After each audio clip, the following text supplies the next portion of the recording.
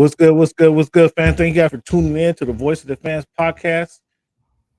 I know it's been a lot going on today. In fact, we got the new look Clippers taking on those cross closet rivals. This is their last chance in last chance as a home team in that building that they're going to match up. Because I don't, Clippers are going to make the playoffs. I don't know if that other squad is going to make the playoffs, but this is their last chance because somebody putting on some new digs next year. Somebody's stepping into some new digs next year, so they're not going to be the stepchild no more. They get a chance. They unveiling their new arena, their new home. Going to invite everybody into their new home next year. Introduce their new wardrobe.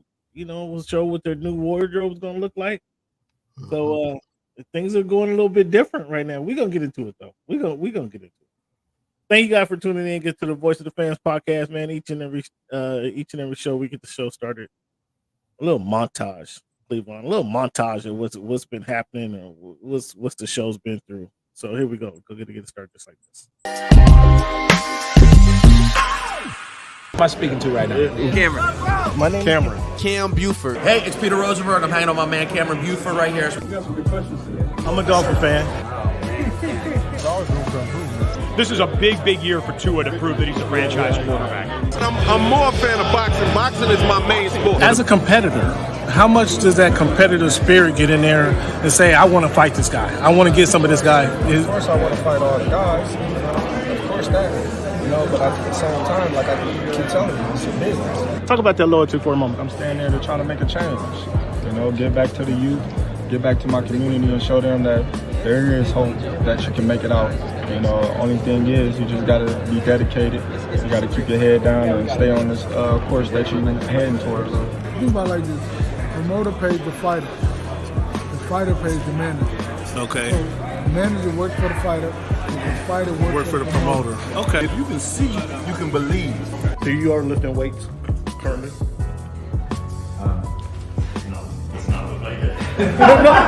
When he said it's easier to score in the NBA versus Europe, did you agree with him? To me, it's easy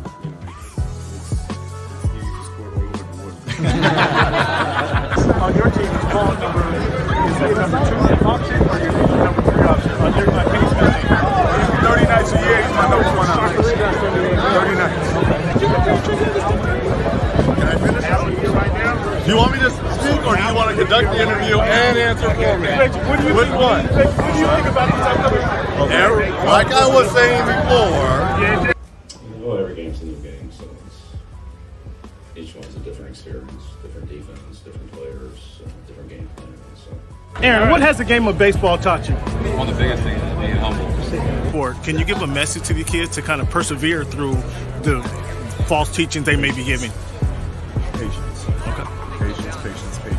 As the show Voice of the Fan my goodness continues to evolve.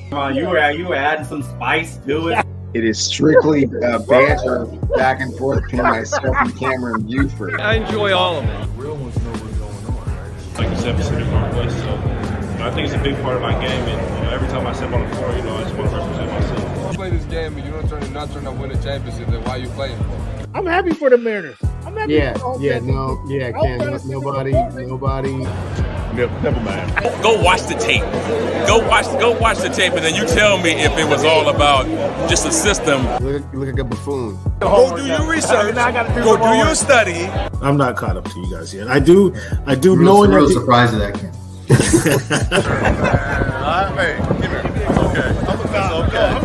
It's okay. Oh, this guy. That's what's good in sports, man. It's Big Snoop Dogg, man. That's what's good in sports. Hey, man, thanks for making our voice your choice. You know how we do. Yeah. Shout out to my guy Snoop Dogg. Snoop Doggy Dogg in the house. And then, hey, Francisco, what is it? Julio, not Francisco Rodriguez. He had a message for ownership there. I don't know if you heard a message. That was a pretty clear-cut message he had for the ownership. You might need to send that to the folks over there, because what do you say? If you're not trying to win a championship, and that is some people might get on him before because of his accent, but there was no. It was pretty clear to me. If you're not trying to win a championship, what are you playing for? I think management need to hear that. Do you? We think those Mariners management need to hear that message. Might need to pass that along because Julio, not Francisco Rodriguez, has something to say. I don't know how things are going over there in Seattle. If they make we go to hot stove league here in a moment, but that message might need to be passed on. What's good, Boots? Happy Wednesday, big guy. Down, Boots. Fans, each and every day, we start our show obviously with our little montage, and we play a few games. We got a numbers game that we start the show with. We got a This Week in History segment that nobody else is giving you, not in the sports world anyway. And then we're going to end the show with the quote, obviously, to help just give you some encouragement, some motivation through the rest of the week, because we're almost there. Thursday night, we almost there. 4 more days, you got to put the clothes on, get to work. I know, Cleveland, let me ask you a question. During the pandemic, kind of changed the world in many different ways for a lot of people. Did you work from home? Did your schedule change where you had to be in the office 5 days a week? Today, you're in the office with a hybrid model. When you're in office 3 days and you get 2 home days. What do you prefer? Do you prefer working from home or you prefer going into the office?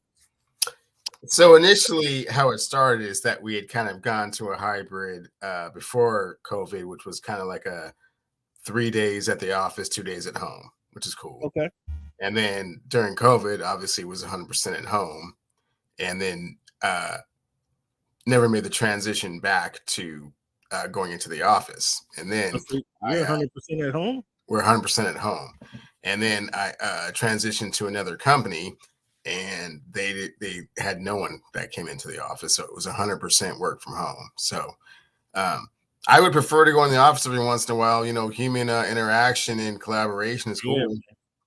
But you know, a lot of companies nowadays are completely 100%. You know, we saw how this works, and you know, we'll just do that and be real estate free. And you know, everyone is on Zoom meetings. It's a little bit different component dynamic.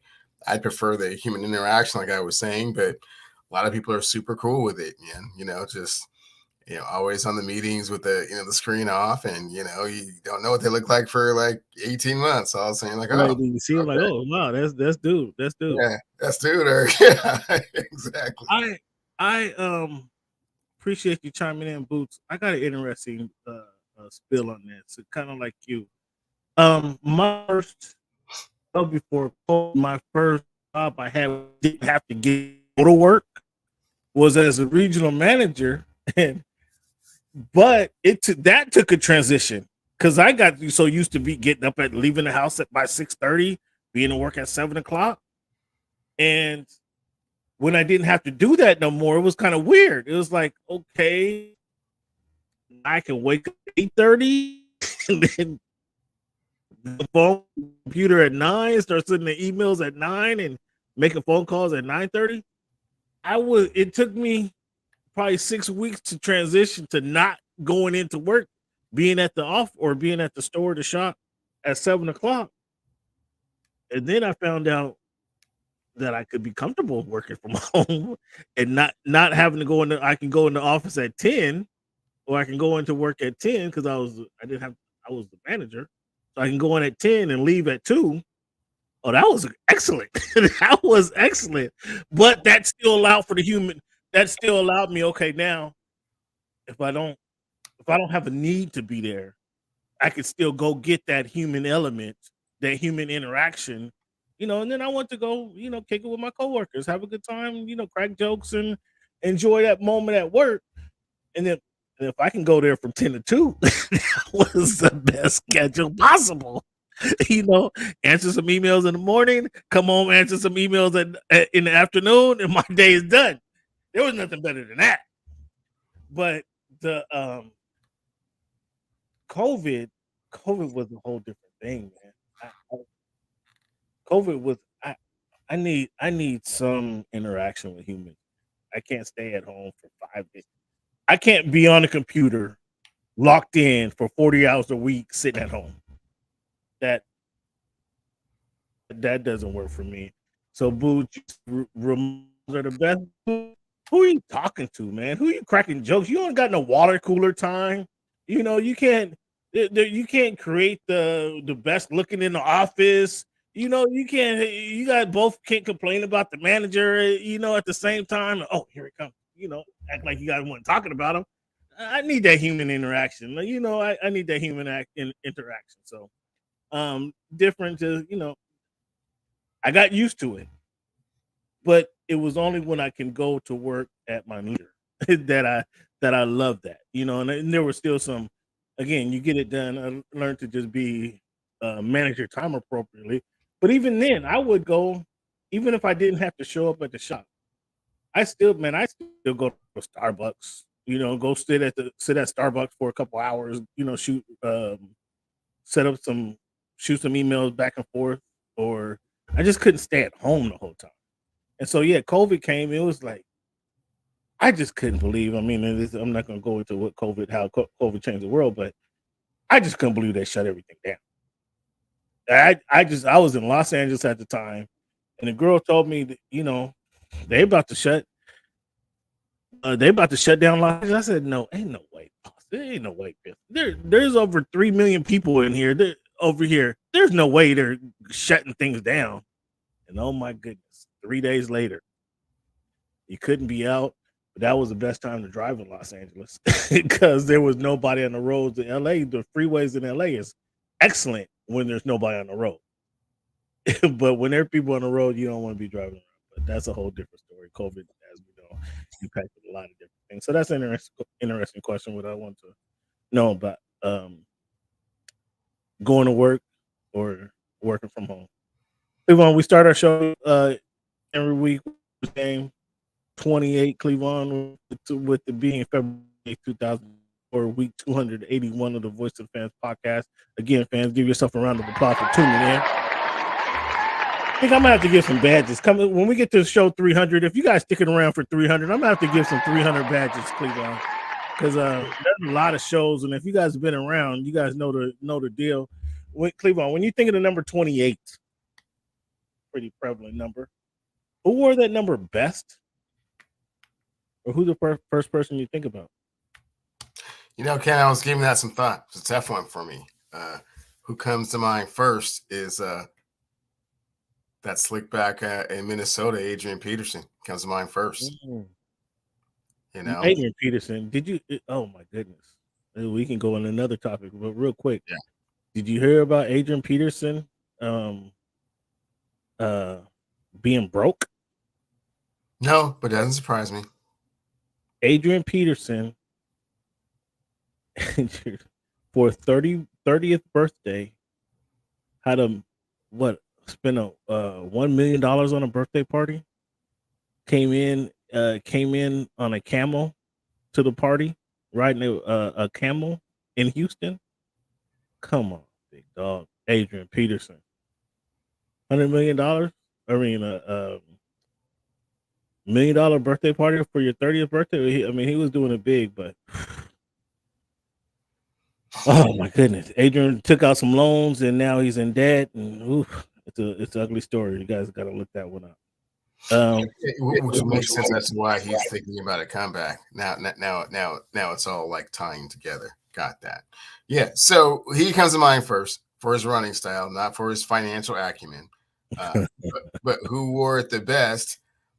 You know, they both have gold jackets, but one of them has a ring. So I got to go with Marshall Faulk. Marshall Faulk certainly wore it best. It's definitely, without a question. And if you let me talk too long and think too long, Marshall might be one of the best ever. Yeah. So slow it down. Yeah, transition to something else because if you let me think too long, I know how you feel about Marshall, and he might be the best ever do it. Yeah, I'm not in the mood for you. But he's not the first person to come to my mind. The first person to come to my mind is that running back out of Penn State, and what he would have been had he came out probably 15 years later, and medical technology is what it became. Because better surfaces to run on. Kurt Warner blowing out his knee. But he blew out his knee on grass. That's true. It was in Kansas City. It blew it, but Kurt Warner, what he was, oh my goodness, the skills, the hesitation, the burst that he actually had coming out of college, running the ball for the Seattle Seahawks. Man, that's the first guy coming to my mind. But yeah, Marshall Faulk. I mean, then you already obviously forgot about Darrell Green, as I forgot about Adrian Peterson. But Marshall Faulk, again, if you let me, you get me to talking, I can talk my way right into Marshall Faulk being the best to ever do it. When you think of number 81, I'm not sure I'm not sure there's really any other answer. Well, there's a couple answers, but who wore that jersey number the best, and who wore that jersey? Who comes to mind first?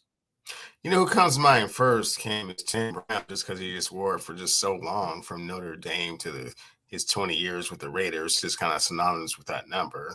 But who wore it the best is R. Moss up in New England, the only team to ever go 16-0 during the regular season. He's not even, that wasn't even number. He wore it 1 year or 2 years. However, would he play for the New England Patriots 2.5 years? Come on, cut it. Well, he wore it long enough to go undefeated through the regular season and be on the second highest scoring offense in the history of football. And what did that get him? He wore it long enough to do that. What did that get him? What did that get him being on that team? Well, he made it to the Hall of Fame for sure. I don't know if you saw the I mean, how they finish out that season? So you want to bring up that season. You keep want to bringing up that glorious season, but what happened in that year? Well, how did that year finish? Well, they finished that season with the most wins in the history of the NFL for a season. What was their record that year? They won 18 games. Did they go undefeated? Did they go undefeated and then win the Super Bowl? They went undefeated through the playoffs until the Super Bowl. Did they go? It was a simple question. Did they go undefeated and win the Super Bowl? They did not win the Super Bowl, no. It really didn't go down as the best record ever. Because the team with the best record ever actually won the Super Bowl. Went undefeated through the whole. Whatever team you're talking about, they did not win 16 regular season games. And I believe for the entire season, they did not win 18 games. They went undefeated through the regular season and won the Super Bowl, meaning they finished the job. So that team, Boots, T.O. was definitely in that conversation for sure. Yeah, Art Monk comes to mind, but yeah, T.O. is T.O. It's T.O. all day. I mean, you and Randy Moss, he wore the jersey for 16 weeks. That was it. There was better players. Tim Brown was better in the 81 than Randy Moss. And Tim Brown, I don't believe Tim Brown went undefeated in the jersey for the regular season. So did Tim Brown win the Super Bowl? No. Yeah, they got beat. Cleveland, NBA. Jump into some NBA conversation right now. I mean, let's talk about it. Let's not even wait. We got the Clippers playing.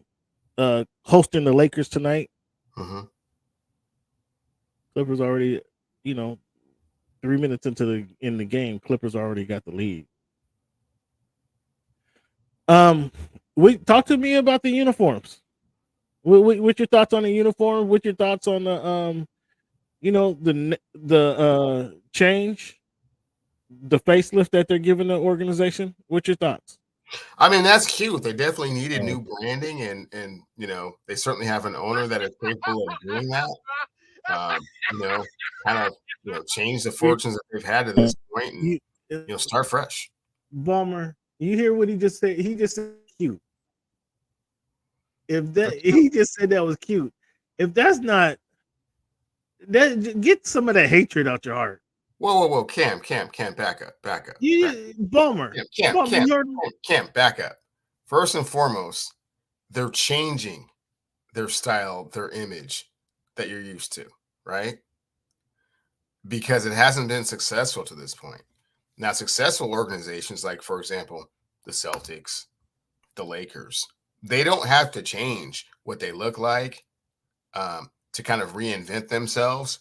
I'm glad that the Clippers decided that was something that they needed to do, because they've been in the shadow of the Los Angeles Lakers for so long. I mean, even sharing the same facility, to play their games in until next season when the new one opens up. So I mean, this is a great start for them, man. Get out of the shadow. Yeah, well, that's obsolete. You need to throw that away. They don't even do that no more. There's history. They have history there. Okay, there's history with this squad. Okay, and I'll have you know, it hasn't been a successful history. I have you know, since which is why they're trying to you talking cleanse about and replenish and come out fresh. I'll have you know, since the Chris Paul Lob City era, the Clippers have the advantage. It's like 37-8, like quadruple them up. Like that matchup is not really even a contest. So what we see tonight, and those regular season wins are quite impressive, Cam, and I'm sure it helps. You just talked about regular season wins and how historical they were. You try to make the give me the historical. Cam, we're shifting to a whole other subject. We're shifting to a whole other subject, man. Stay on task here. You see, fans. You're talking about football. Now all of a sudden, regular season wins don't mean anything. You see how hypocritical this dude is. You see how? No, I'm so sorry, Cam. They mean something to some people, just not others.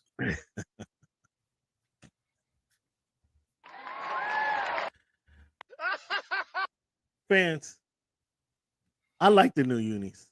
I like the they're cool. Do you think in all seriousness, do you think they should have did the name change? Should have changed the name of the team? No. Why do that?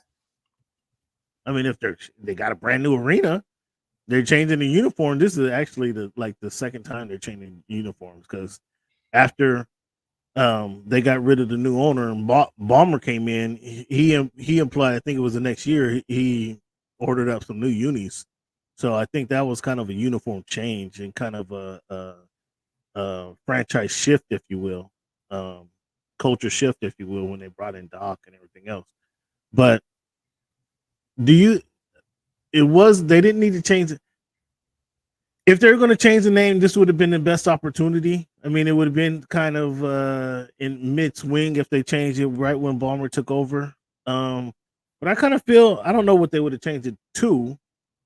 I kind of feel a name change was necessary if you're going to change the uniforms and you're moving into a new stadium. Like, they could have been the new look LA, the new LA team, LA Plains or something. Just taking over the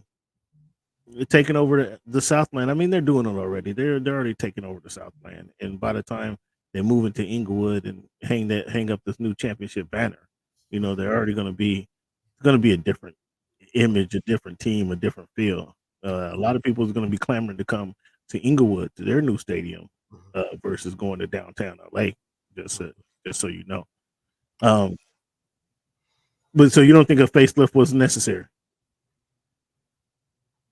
A change of name? No. Yeah, no, not a name change. But I mean, I know what the Clippers are trying to do. The Clippers are kind of like, Cam, I was kind of kicking this around, and you kind of brought it full circle for me. Listen to the Clippers are very much like Rob Kardashian, if you will, right? Kind of want to branch out on their own, tired of always being overshadowed in the family, and kind of want to make a mark for themselves. So they kind of go, Rob goes out and has a pool party, now he's in the radio. But then he says, Kim, Courtney, Chloe, Kylie, or Kendall won't be there. But still, please come out. And then moving right along, fans. Nobody's listening to that. But I mean, we'll see what the Clippers do in their new place, because now they don't have to cover up banners and statues and trophies and retired numbers. They don't have to do any of that. I think that, what was that, like we say, like 45 minutes to an hour it took to do that every home game, Camp? I don't know what you're talking about. I don't know what you're talking about at all. Can a foreign-born player be the face of the league, Cleveland? Can a foreign-born player be the face of America's game, the National Basketball Association? Can be the face of the league. Now, will they embrace in the same way? Probably not. So Embiid, Giannis, Luka, Jokic, they won't get the same love as Jason Tatum. No, they're not homegrown. They are legitimately the best player in the league, and everyone can acknowledge that and appreciate that. But embrace in the same manner, it's just not a thing. Who's the best American-born player today? Right now. Who's the Right now. Kevin Durant. So Giannis won't get more love than Kevin Durant? No, not nationwide. No. I mean, everybody's hesitant. They don't want to give Shea the love and the credit that he deserves because he's Canadian. He's not homegrown. He's not from here. Wow. So Ja Morant and all his ups and downs gets more respect in the NBA circles than Giannis Antetokounmpo? No, not in the NBA circles. The NBA circles understand what's going on. You ask who would get more love from the United States, and the answer is, being the face of the NBA. Certainly, you can be the face of the NBA, but you just will not be embraced in the same manner. If Ja was truly the face of the NBA, was tried to push him to be, he just wasn't mature enough to handle that situation. Well, he's still young. I mean, no, Cam, you're starting to see it, right? He was suspended for 25 games, and he played a little bit. He was, he came back killing. He came back and got hurt. Why did he get hurt? Because he's 6'2", and his game is predicated on jumping 4 feet off the ground. Okay, hang on. Same has he's a little thicker. Who's this? But he has Zion Williamson. Okay. That guy. Well, yeah, Zion is a social media joke. But so on the basketball court. So he can't be the face of the franchise, not when you have 17 different girls on, fans only, Hey man, we not worried about who he sleeps with and what's going on behind. Well, you are if you're the face of the league. That's the whole point, Cam. You can't do both. Yeah. You can't be the face of the league, and I mean, you can't be the face of the league and have 3 different women pregnant at the same time, having kids within 6 months of each other. Yeah, that's not a thing. I don't know that Michael had kids and on social media, had women on social media coming at him. But that's interesting. Will there? I mean, who's going to be the face of the league here after? Who's going to contend with being the face of the league over Giannis, Nikola Jokic, Luka Doncic, SGA? Well, those guys are really the face of the league, Cam, or are you just forgetting who's really the face of the league? Who's the face of the league? It's the king. Oh, the guy who said let the kid be a kid. That guy. The king carries the league. You know this, Cam. Are you talking about that guy who said who 3 weeks ago said his son is better than most NBA players, and when he gets knocked down in a NBA mock draft, he gets pushed out to 2025. He's not even on that list, and then he says let the kid be a kid. Who cares about mock drafts anyway? That guy. Yeah, he's still the face of the league, irregardless of what type of father he is, which is protective, which I believe you want a father to be. I believe you want a father to stick up for you, when things are going bad for you and when the media is, kicking dirt on your name, especially when your name is James at the end. That doesn't make him not the face of the league, though. Was the media kicking dirt on his name, or were they listening to you and said, okay, since he says he's better than half the guys in the NBA today, we got to put him up in the mock draft, and then when he see after a few more weeks throughout the season, and we see that he's probably a 2025 draft. Yeah, Cam. Look, here's what I'm saying. Look, don't knock the dude down because he's looking at it through a father's eyes. You know what I'm saying? He's looking at it from a dad's perspective. You know, and can be a little bit sensitive about that at times. It's up to Brian to pick himself up and dust himself off and keep going. He's just saying, let the kid be a kid. Just let the kid be a kid. Okay, you're okay with that. I mean, so we can see that he's not a very good scout. If he had him better than most of the players in the NBA, we see that his GM and probably is declining as his game is. Is that what you're admitting to? Wow, is his game declining that dramatically? Is it falling off? I mean, to the point that he's not an all-star? I mean, the all-star game is kind of you still have to get voted. Fan favorites, and it's a popularity contest. That's part of the problem. It's a lot of it is popularity contest, right? You know that. I don't need to explain that. Do we need Amin back on the show to let you know that the All-Star game is a popularity contest? You're making it seem like his game is just falling off dramatically. Like he's gone from 28 to 12 points a game, and that hasn't. I mean, what's the Lakers? I mean, help me out. Let me pull it up. Let me see what is the Lakers record this year. Let me see if I can pull this up. See if I don't know how you have somebody ranked or labeled as the king, and are they even in the playoff tournament? Oh, 31-28, 10 seed, 10 and a half games back. That's your king? This is your king?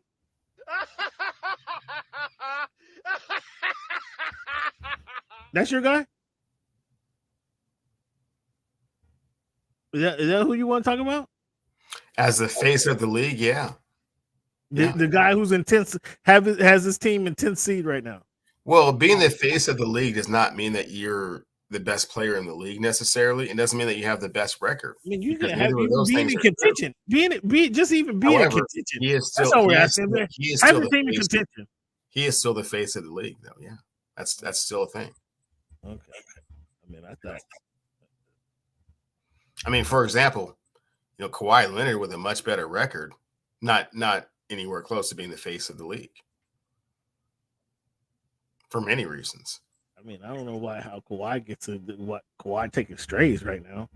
How's that a stray? You're talking about win-loss record in direct correlation to being the face of the league. And I just pointed out someone who has a much better record, nowhere near being the face of the league. Kawhi he's not seeking that extra attention either. Oh. So there are other things that he didn't tattoo chosen across with being the face of the league other than just win-loss, because that's what you were making it seem before. But I'm glad you clarified that. Yeah, you have to be personable and marketable. Is that what you call it? Is that what you call it? Personable and marketable. I mean, those kind of things. If you want to be the face of the league, I'm just saying. You have to call it, the good one, Boots. He said, Boots. I mean, you have to be personable now. Is that what you call it? Arrogant? That is one of the prerequisites.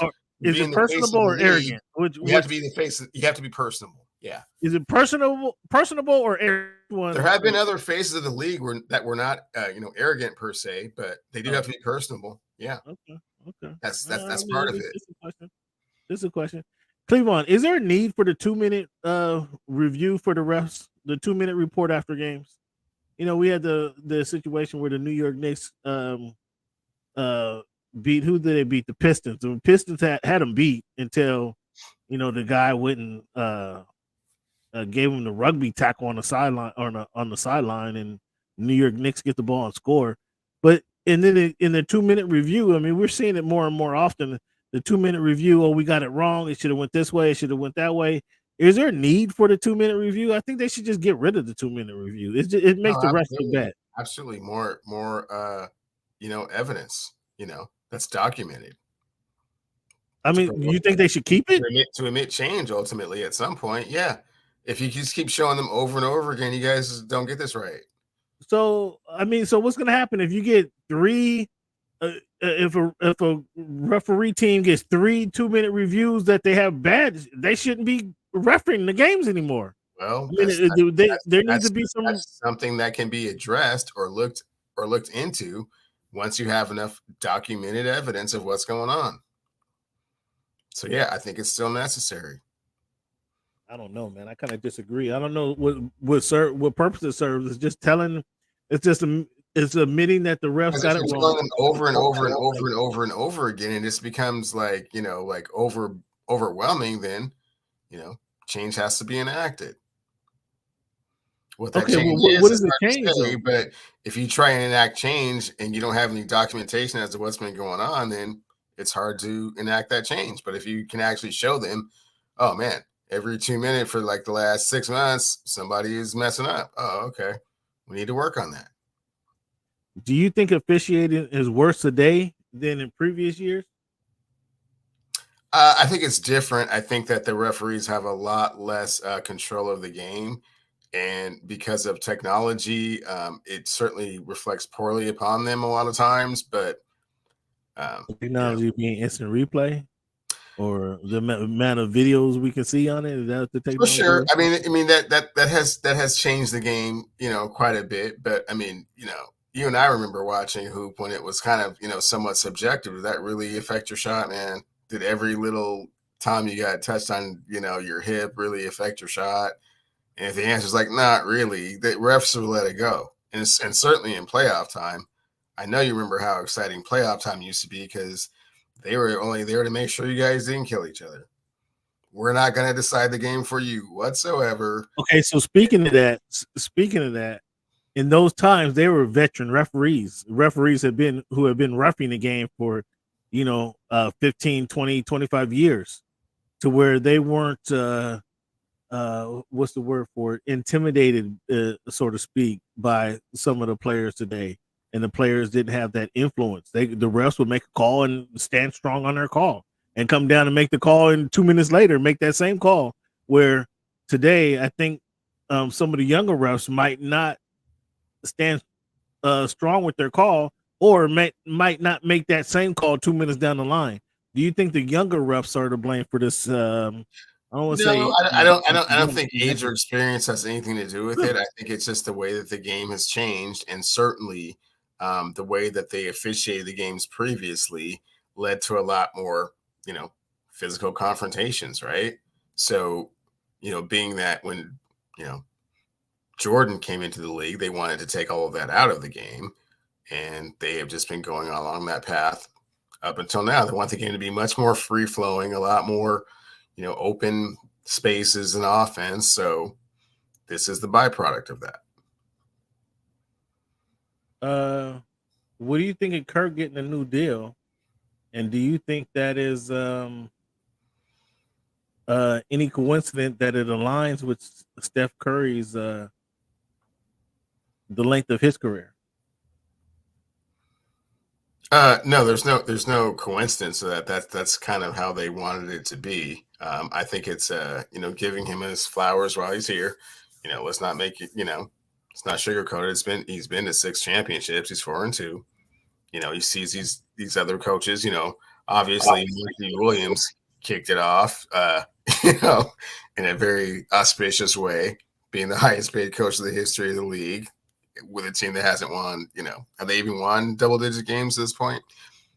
Pop got his flowers. Spo got his flowers. Time for Kerr to get his flowers. Where do you rank? We're not sure. Where do you rank Kerr among the top coaches in the NBA? Is he behind? Is he behind Pop? Is he behind Spoelstra? That would make him 3. Who else is ahead of Steve Kerr as far as the top coaches in the NBA? No one else ahead of him. Budenholzer. No. There's no one else ahead of him, and the only person that really should be in the conversation is Pop. I mean, I know Spo, did a lot of things over there in Miami. you could say that Spo and Steve Kerr did have, the advantage of immense talent. And so how much coaching are you really doing when you have LeBron and D-Wade? Spo didn't have that talent last year. What's that? Spo didn't have that talent last year. So he's kind of evolved and reinvented himself and done some things. And, Steve Kerr hasn't had the opportunity to do that yet. He's still got his core guys that he came in with, that he's won championships with, been to battle with, but those guys are getting older. Does he want to be there for the rebuild? I seriously doubt it. I mean, Steve Kerr has already been through some hurdles. I mean, you remember his time in Phoenix when we were through the town. Yeah, that was Danny Ainge that got the towel on. But Steve Kerr was the GM. Steve Kerr was the GM there. You're actually right. That was Danny Ainge who got the towel thrown in his face. Yeah, Steve Kerr was the guy that traded. He was the GM. He wasn't the GM on that team. He was the GM. He was the GM. Steve Kerr was still playing in those days, my dude. Steve Kerr was a GM of the Suns. And over there. What was that? 90? That was 94, 95? No, excuse me. Let me take that back. Was that in the 2000s that happened? When did Ori play for the? What year was that? That was after those championships. Like 97, 98, my dude. And then shortly thereafter, they traded Robert Ori to the Los Angeles Lakers for Cedric Ceballos. And then that's when the Laker dynasty kind of kicked off. So 96, 97. I think I believe Steve Kerr was, if you look at the Chicago Bulls roster, 96, 97, you'll see Steve Kerr on there. Please, trying to fact check me over here, fam. I gotta take a look at this. Yeah, that was 96, 97 where it was there. I was a little premature with Steve Kerr. Yeah, man. Yeah. Being a Phoenix. Quite a bit. Yeah. Just a little bit. Yeah. Well, speaking of those Suns, I had us in our pick segment for the NBA fans. We picked 3 games a week last week.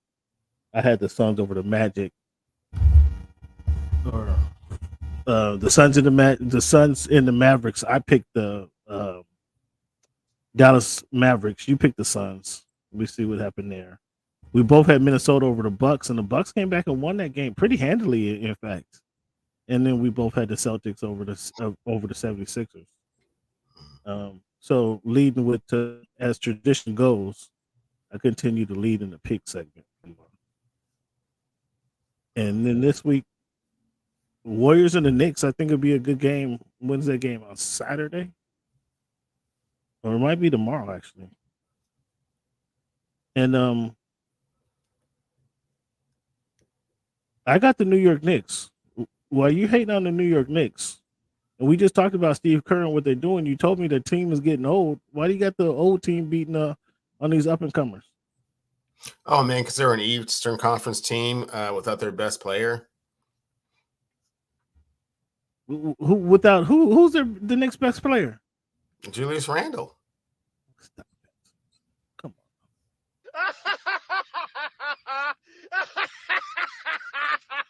on. Julius Randle is better than Jalen Brunson? I mean, that could be argued. Yeah, I'm gonna go with Julius right now. So Cleveland, we talked about what would happen last season. In granted, it was the NFL when they drafted half the Georgia Bulldogs to go to the Philadelphia Eagles. Mm-hmm. But you see that the New York Knicks has just acquired 4 of the 5 starters that won the championship for the Villanova Wildcats.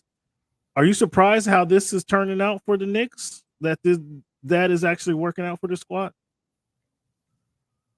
Yeah, I mean, I guess the question would be, working out for the squad. I mean, what is it that they've done to this point? You can't really say that it's gotten them any further in the playoffs. So, I mean, I guess a better way. This is the first year with all 4 of them together. They're going to be in the playoffs. They're likely going to be a second round team easily. I mean, they're number 4 in the Eastern Conference. Did you expect this from the Knicks? Yes, 4 or 5 somewhere in there. Sure.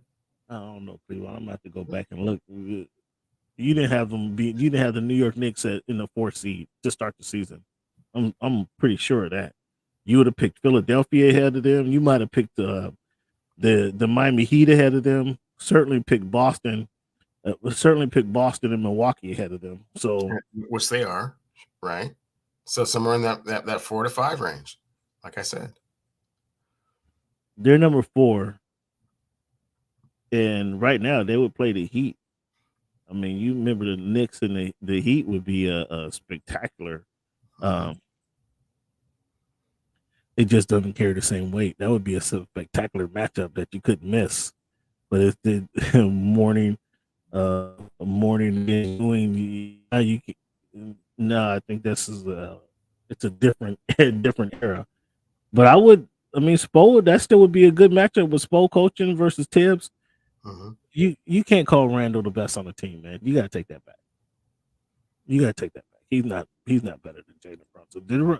Who made the All-Star game this year? Brunson or Randall?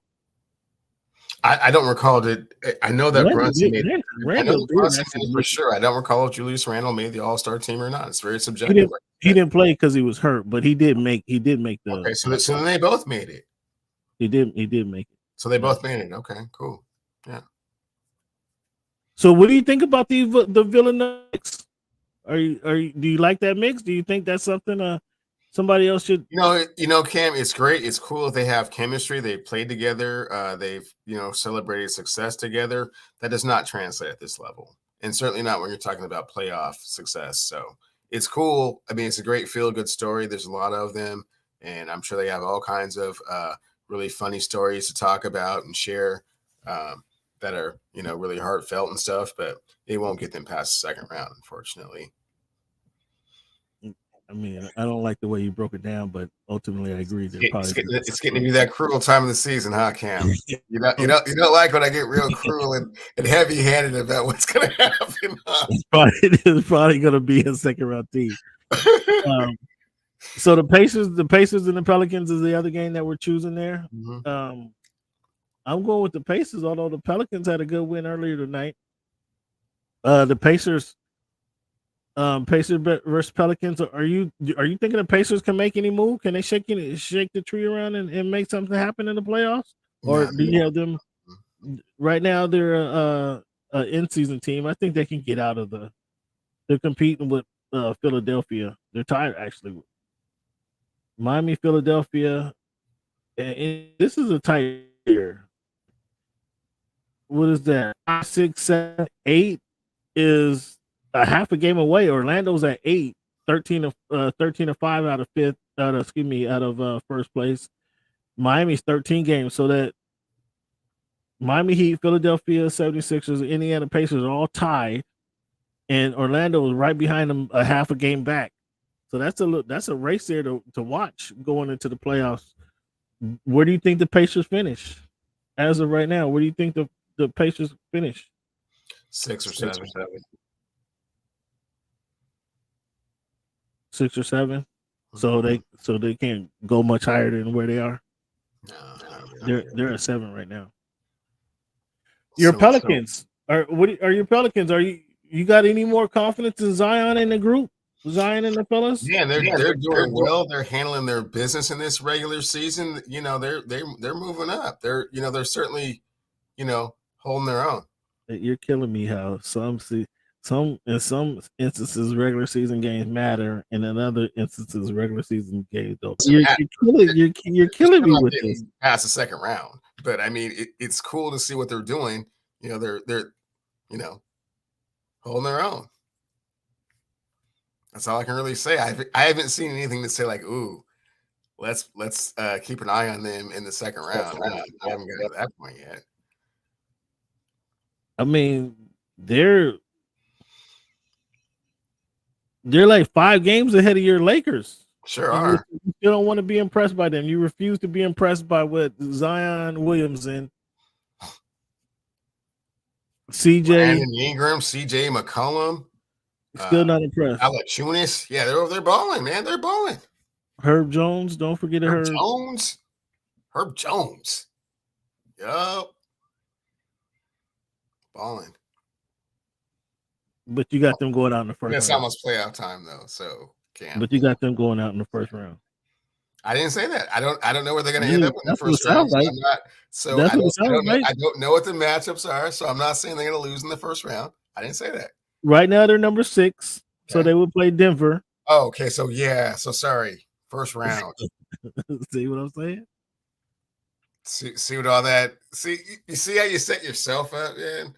You were trying to tear me down for not giving them more credit, and you said their first round matchup at present is the defending NBA champions. No, I don't think they're going to win that series.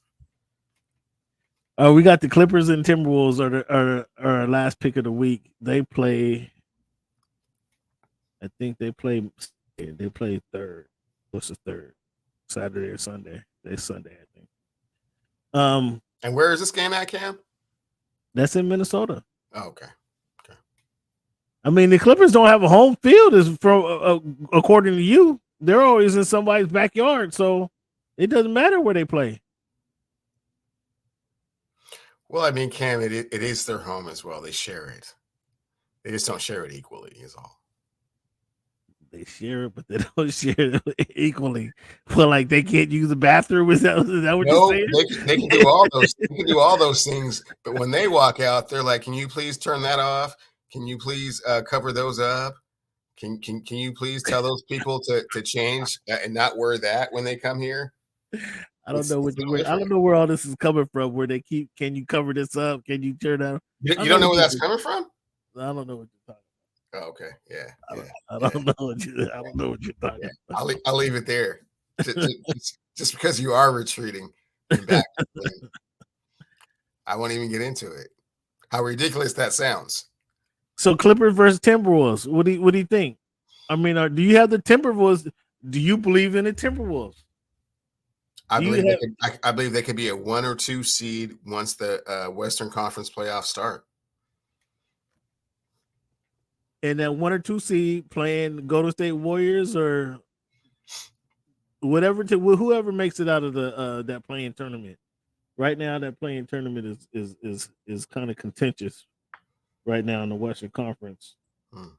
Let me see who's in the playing tournament. You know, the Clippers won't be in the playing tournament, just to clarify. The Clippers are comfortably in, they'll be finished 3rd or 4th in the Western Conference. Right now they're tied with the defending champs. Or they're a game back, excuse me, the defending champs. Let's see who's in the playing tournament. Sacramento Kings, the Dallas Mavericks, the Golden State Warriors. Oh, and look, the Los Angeles Lakers.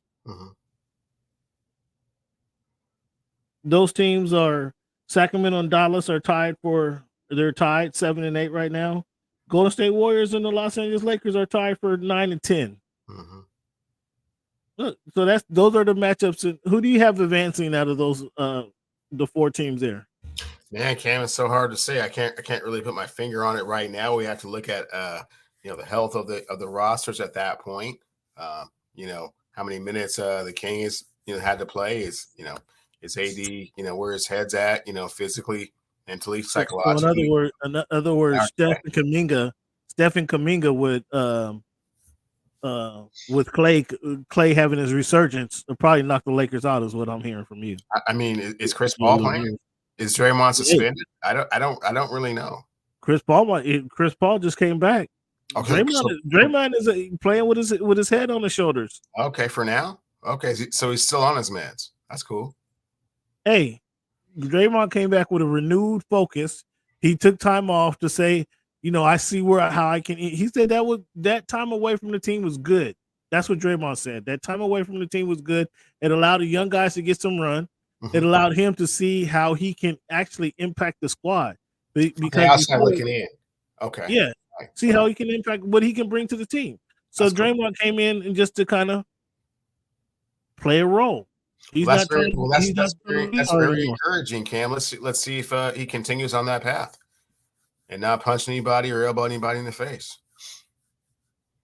I mean, there's a couple instances, man. That's all. Maybe no more headlocks this season. I don't know. I mean, you're bringing up old stuff now. Now you're bringing up old stuff. Yeah. So old, stale. Brick. Why does LeBron think he can shoot logo threes? Why does he still think that? You're just working on it, extending the range. You never know, you might need that. So do you think they can get out the playoffs for real? At number 10 seed right now, 11 games back, you think they can get into the play-in, out of the play-in into the where the regular teams play in the playoffs? Cam, it's extremely unlikely given the age of LeBron James. He's in his 20th season. Given the fragility of Anthony Davis right now, given the amount of stress and pressure that they've put on the grandson of Jarrell, and also the stress and pressure, and also the point guard, I forget his name, but Gabe Vincent hasn't come back yet. Vanderbilt hasn't come back yet. So if those guys don't come back soon and kind of save these guys, it may be bad. It may not work out. If it does work out, this may be the greatest performance of the Kings' career. You did just.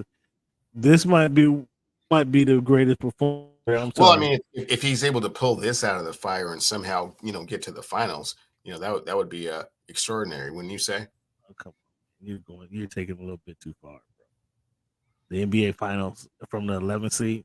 Right. That's exactly what I'm saying. So if he was able to do that, this would be his most masterful performance to this point. I mean, I don't know. He's used. This is what the third year in a row they've been in the play-in tournament. So he's used to being in this situation. So I guess just instead of when the playoffs comes, some teams get a bye and they don't have to play in it. They don't have to play in those games and they get some rest. Mm-hmm. And where these just keep playing, there's no break in action. They just keep playing and keep their rhythm going. Maybe that's best for him. Maybe that's best for him and AD just to keep and don't time off because they have to deal with the rest. Or maybe that's a strategy. Just hang around here. We'll just keep playing and then we'll take on these teams as they come in the tournament. But Cam, after you've been to the NBA Finals 10 times, every season is different. You can't really say like one particular thing is the reason that you do that. So, perhaps that's the motivation that he needs to kind of, get himself, up and going. And once playoffs start, I can't really speak. Now it's motivation. That was motivation that he needs, huh? Oh my goodness, this guy is absolutely hysterical in defense of his guy. Fans, do you guys hear this? He says now it's the motivation that he needs. He looks at his ass.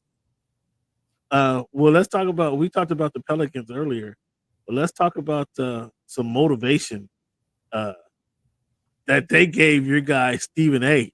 I don't know. Did you see their little clip that they did for Stephen A? I did not. The Pelicans did this?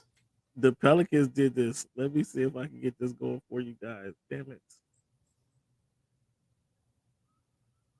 Hold on. There. Oh, you know what? I did see this clip. I didn't know the Pelicans put this out, though. Wow.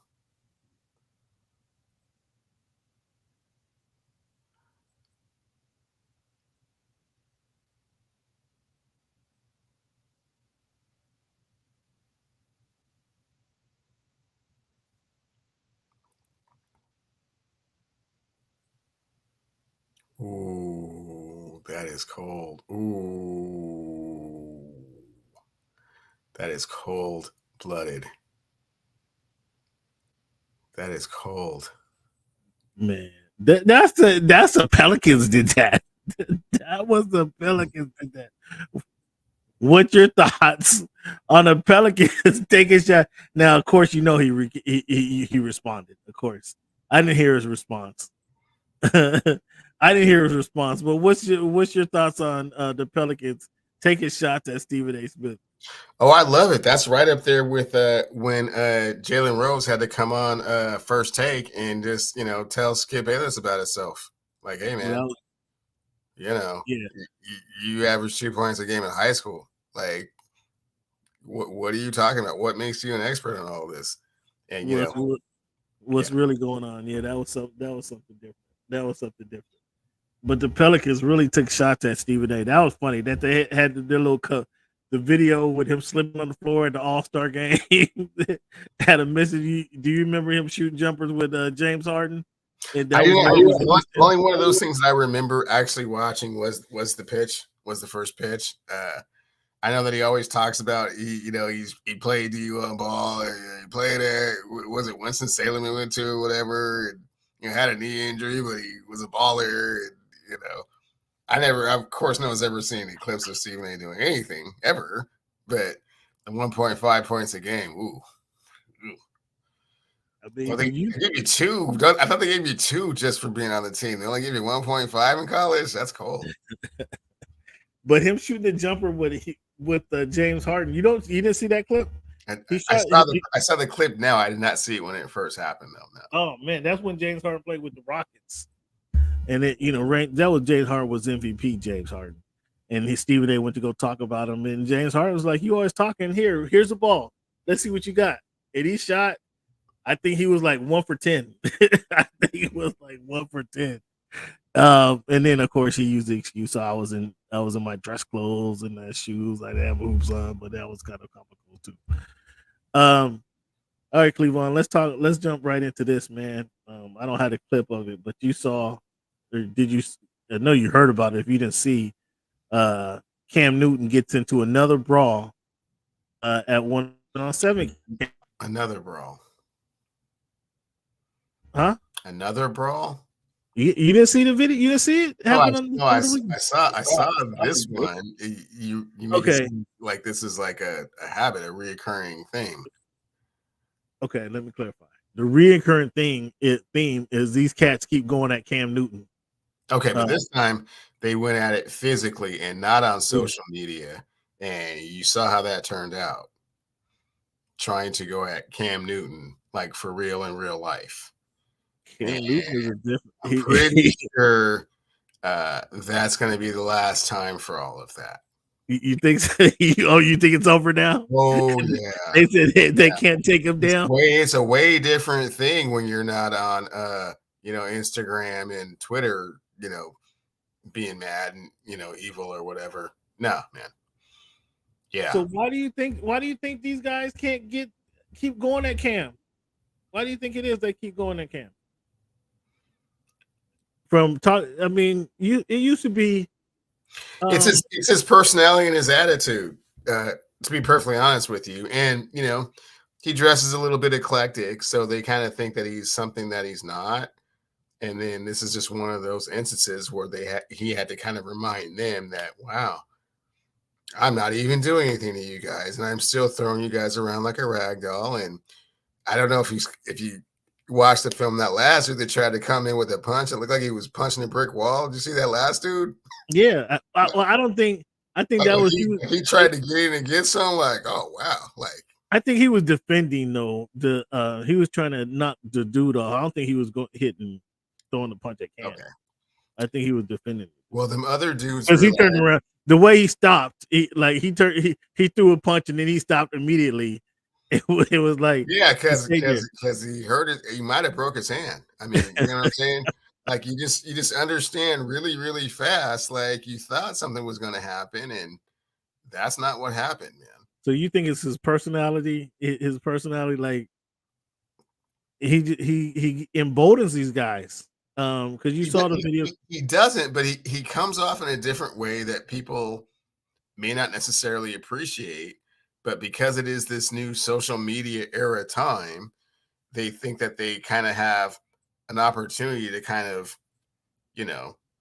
display their displeasure in other ways. Unfortunately, they tried to do it physically against a man that big. And you saw what happened when they tried to do that. All 4 of them.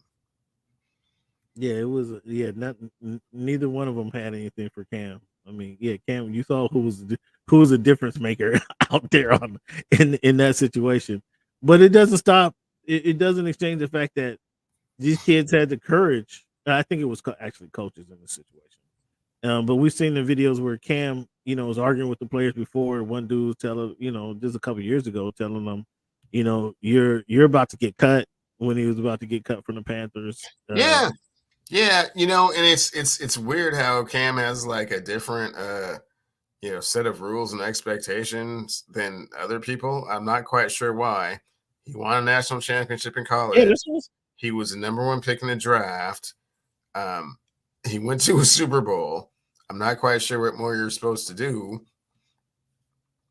That he died for that ball, died for that fumble, died for that fumble in the Super Bowl. Really? Died for that fumble in the Super Bowl. So your whole physical makeup is going to be determined and decided by that one time you didn't reach for the football. That'll make you kind of run up on somebody 6'5", 250 pounds. Well, no, I mean that's his in response to his mentality. Like, you're right. He did. He accomplished. You don't have to like that, but where does that mean that you think that you can physically impose your right? I feel you, but that's, I think, and I don't want to say a sign of the times, but the guy who made it to the league at one point was reveled. He was not untouchable is not the right word, but he was given a lot of grace, if you will. He was looked upon as somebody you appreciated, and Cam is not getting that same. And I don't know what it is that Cam doesn't get. It's and I said it's his attitude, it's his eclectic style, because it's not accomplishment whatsoever. Like I said, national champion, number one pick in the draft, 10-year career. What did you think of Cam for a Super Bowl? NFL MVP. All of these things really actually happened. What did you think of Cam coming out of college? What did you think he was? What did you think of Cam? Because I had big red flags. I thought he was physically imposing. I didn't think it would translate to the pros, and it did.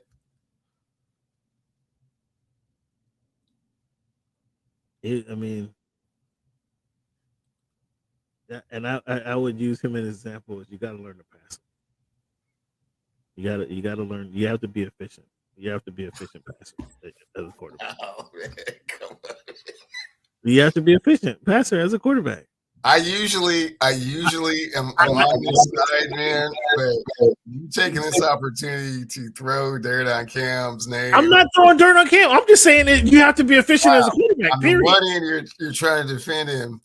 On the other end, you're like, I'm asking you what you thought. I'm asking you. You got to be a better passer to not get jumped by 4 punks. No, that's something.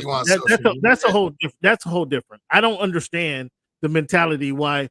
Again, you should be trying to learn from Cam. You should be trying to soak in that knowledge. You should have a different respect. You should have a different respect for a guy who has accomplished what he accomplished. Yes, you're absolutely correct. I'm asking you now, as a quarterback, like, what did you think of him? Because I saw a bunch of red flags coming out of Auburn. Being able to, I thought he threw a better ball than Lamar Jackson. I'm sorry. I said I thought he threw a better ball than Lamar Jackson does. As a Heisman Trophy winner, you thought Cam was? They both won the Heisman. No, I'm saying you, as a Heisman Trophy winner, you thought Cam threw a better ball than Lamar Jackson? Oh no, I'm talking about in the NFL. We're talking about the NFL, right? No, Cam never. I think he had one season where he's over 50%. Without looking at the numbers, I think he had one season where he's over 50% passing. I think he has the most passing yards for a rookie. Yes, he was throwing a lot of deep balls. I'll say it again one more time. I think he threw a better ball than Lamar Jackson.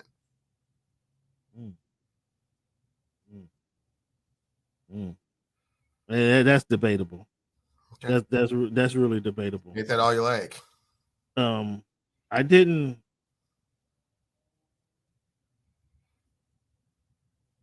Cam had a deep ball, definitely. He had a excuse me, I stand corrected. It was, I think he had one season where he threw over 60%. Excuse me. Correct. And that one season, it was actually 2 seasons, but it was his first year he threw 60%, and then the last year with the New England he threw 65%. But I thought that was the problem. But yeah, that he set a record. That 4,000 yards passing as a rookie was a record at the time. But you know who came in and broke that record? Right? You know that guy. Los Angeles, not the Rams, broke that record. Was one of the guys that came after that guy in Indianapolis broke the record. But yeah, I think I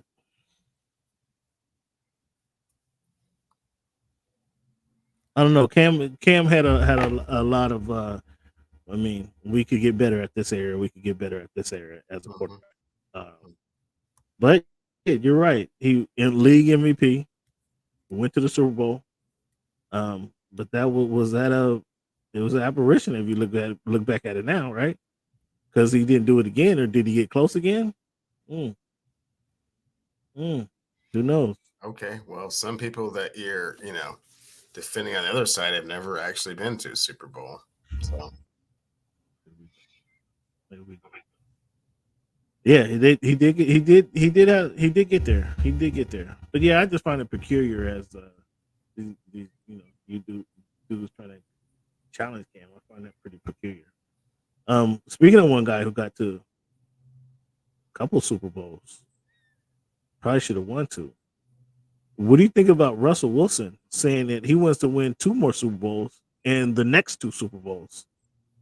Going incredibly ambitious. One of Russ's greatest strengths is he's always been able to convince himself of anything.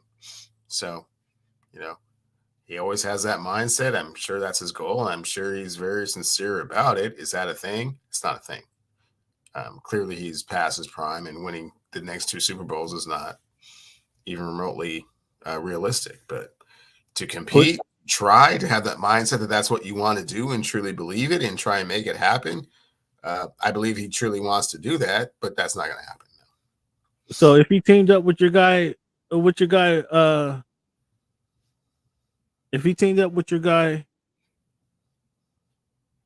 James Harden draws another 3-point foul shot. If he teams up with your guy in Pittsburgh, the guy that you like so much, that wouldn't be a good spot for him. You don't think he can?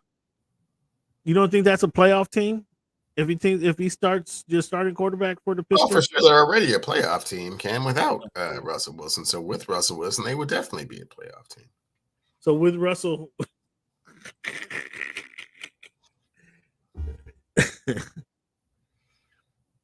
does that make him a Super Bowl team if they have Russell Wilson? Super Bowl contender, absolutely.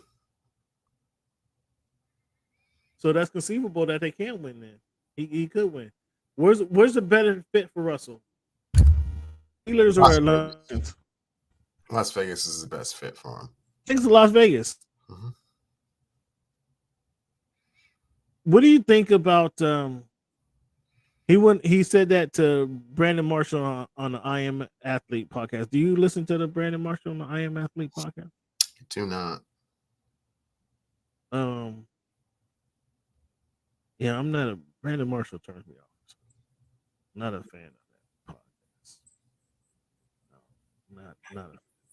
But I mean, obviously he's connected. But his approach. I thought he did the best he could do down there in Miami while he was there. So it sounds like it was probably a little bit on the personal side from where you're coming from. But that's the what's that? What'd you say? Sorry. What'd you say about him?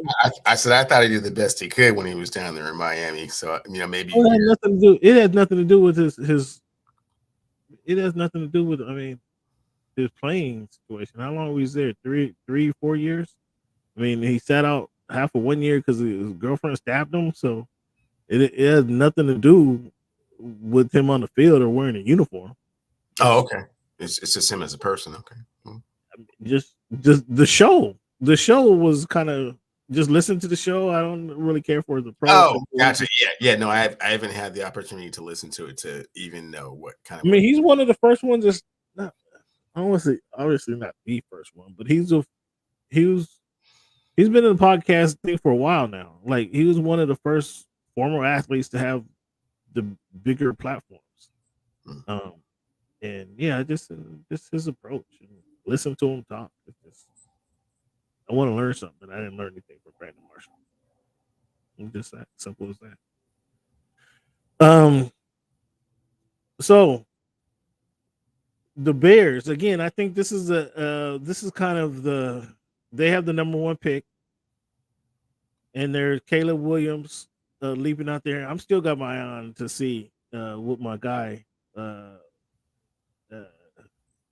told you a couple weeks ago. How he is after the scouting combine, whether he falls or does he stay in the number one prospect in the NFL, or does he fall considering with the draft scout we talked about a couple weeks ago. I'm still interested to see how that plays out. But the Bears are obviously in the pole position. They can draft them, but then that means they have two young quarterbacks. I've always thought, and I guess I'm kind of coming around to the fact that you stick with the known versus the unknown. Now, this could be listening to not all these scouts, but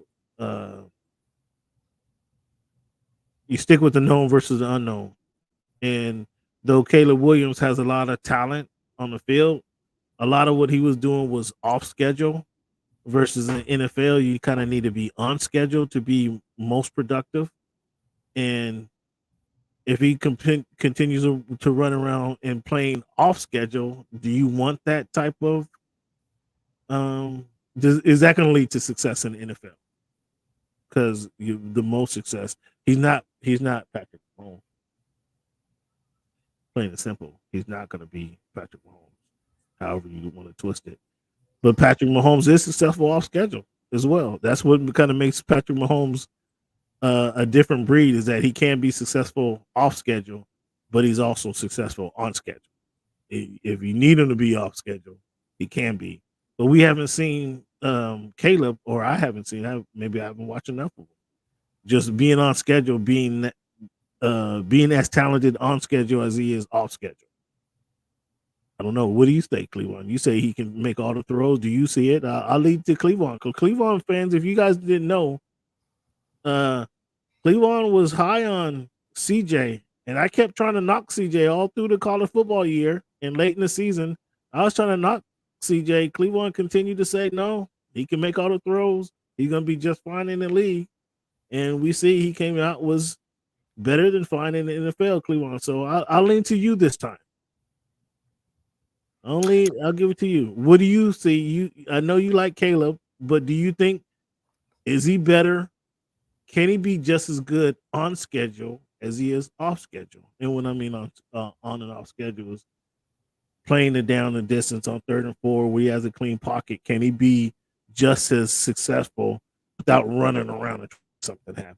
Because we know running around trying to make that in the NFL, that's what PM did. It would lead to a short career. Yeah, Cam. I mean, that's hard to say right now at present, but I just think it's kind of funny that it is very contradictory to how you feel about the person that you say is the greatest quarterback of all time. That he actually came. I think I just broke it down. I think I'm very clear. Actually, do you remember how you started it? You started it with, you take the proven commodity adverse the wild card.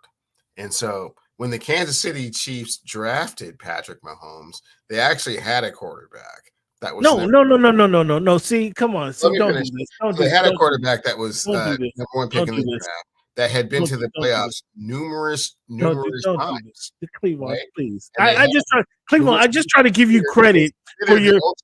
I just try to give you credit for your quarterback wisdom, right? And now you're gonna try to compare Alex Smith to Patrick Mahomes. They went with the wild stallion because they saw something in him, right? I just try to give you credit for your QB acumen, right? And then you turn around and the first thing you say is Patrick Mahomes to Alex Smith. Come on, Cleveland, don't do that. No. The first thing I said was, you said it's better to take the proven commodity over the unknown, right? That's not what the Kansas City Chiefs did. I don't think I said proven. Quarterback that you're saying the known versus the unknown, where we know that So when the Kansas City Chiefs drafted Patrick Mahomes, they had a known commodity that had actually gotten them to the playoffs. Shame on you, Cleveland. I can't shut up. Shame on you for trying to compare Alex Smith to Patrick Mahomes. Shame on you for that, Cleveland. Shame on you. I'm not. Go ahead. What Go you ahead. said, I'll what let you speak. said Go is ahead. the unknown versus the known. As if the Chicago Bears should keep Justin Fields because they know what they have with him. Adverse the unknown in Caleb Williams, who throws a lot off schedule and, different arm, slots that he throws from, right? And the question is, can he run like a traditional offense on schedule, on cadence? It's like, well, I think he's shown enough to actually show that, yeah, he can probably do that. So you're saying, are you ready? Are you ready for me to rebut that, Cleveland? And shame on you. I just try to give you credit for your quarterback acumen. I tried. Fans, you heard me. You heard me try to give this man credit. And then he turns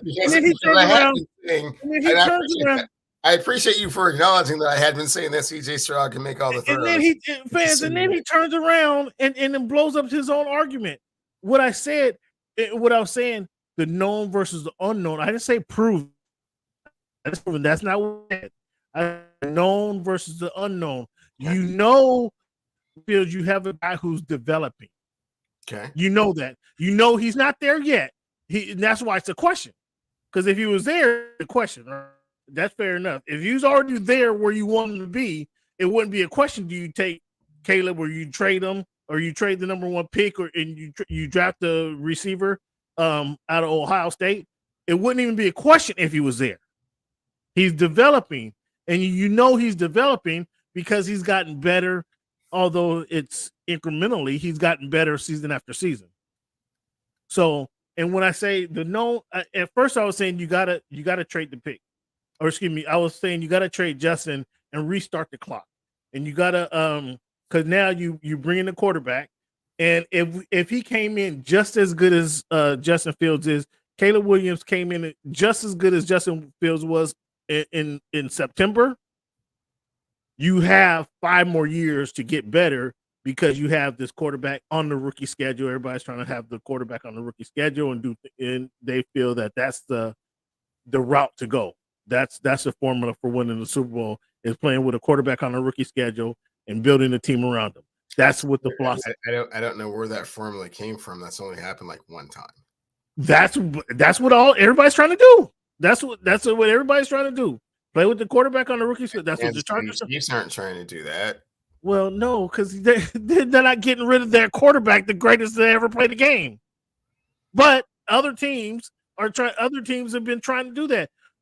Cleveland, we're not arguing that, but most teams are trying to do that. That's the argument that you would trade Justin Fields, is because you can restart that clock and bring in a rookie quarterback, and now you can build around them because you're not paying the obscene amount for your Okay, you're on that one. Yeah, but I'm saying initially come when they got the number 1 draft pick, I'm saying you have to trade Justin Fields. However, I'm kind of coming back to the philosophy that at least you have Justin Fields. You know who he is, you know what he is, and he has got incrementally better over the last few years. So as long as he continues to grow, put some talent around him, he's going to be where you want. I mean, he's gotten better. He's not still. You're trying to convince yourself, but you can already hear it in your voice, Cam. You don't really actually believe that.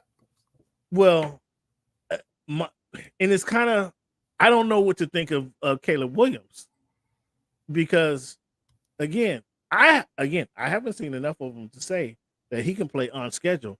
We know with a running quarterback in the NFL, if he's just running around here trying to make a play, he's not Patrick Mahomes. And shame on you for trying to say that I was saying compare Alex Smith to Patrick Mahomes. I told you my problem with Alex Smith is Alex Smith would not. You talk about the court. Brock Purdy won't put 15 yards down the field. Alex Smith threw the 7-yard out better than any quarterback in the NFL, and that's all he did was throw 7-yard outs. Whether it was to the left or to the right, to the short side of the field, to the far side of the field, that's what Alex Smith did. And it didn't take me but three plays to see that Patrick Mahomes was throwing up the field And when you had Tyreek Hill, Cam, let's that try you this could throw different. to up the field. Cam, let's That try was this. much better. That was a more productive way, more productive game Let's plan. try this a different throw way. up the field than dinking and dunking. And so, yes, you saw immediately, and I don't. You're trying to argue this fact because you saw immediately when they got rid of Alex Smith, you saw Patrick Mahomes take off, and only since then he's been to 6 AFC championships. So how you trying to make that argument, Cleveland, is beyond me. So let's try this a different way, Cam. Okay. The known from Justin Fields is enough to say, yeah, we'll take the risk on Caleb. The unknown. You're not impressed with Justin at all. Then you're not impressed. Not enough to pass on the potential of Caleb. Not even a little bit. And that, again, I didn't really want to get into this conversation again, fans. I mean, because this again, we can have this conversation every day till draft to the draft when the draft in April. So for the next 7 weeks, we can have this conversation each and every week until something happens.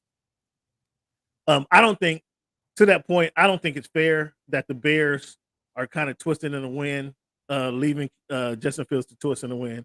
I mean, tell me something. Are you drafting me or not? Should I go move home and live with mom's house? Should I give up my apartment in Chicago? When we know, we'll let you know. Oh, stop it. See, stop it. You know what you want to do. If you don't want to keep me, say that. If you don't want to keep me, if you don't want to keep me, if I'm your second, Chicago Bear. If I'm your second, right now you're a Chicago Bear. Listen to that. We'll let you know. So is my key card going to work on Monday? So we tell you different. Can I come work out?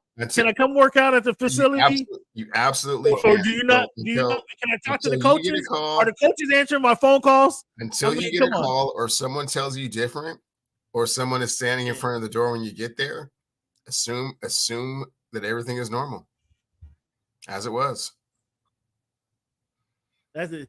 So Cleveland, we talk about it'll be like that. We talk about working from home or working remote. It's gonna be like that. It's gonna be like that Herschel Walker, Tony Dorsett backfield.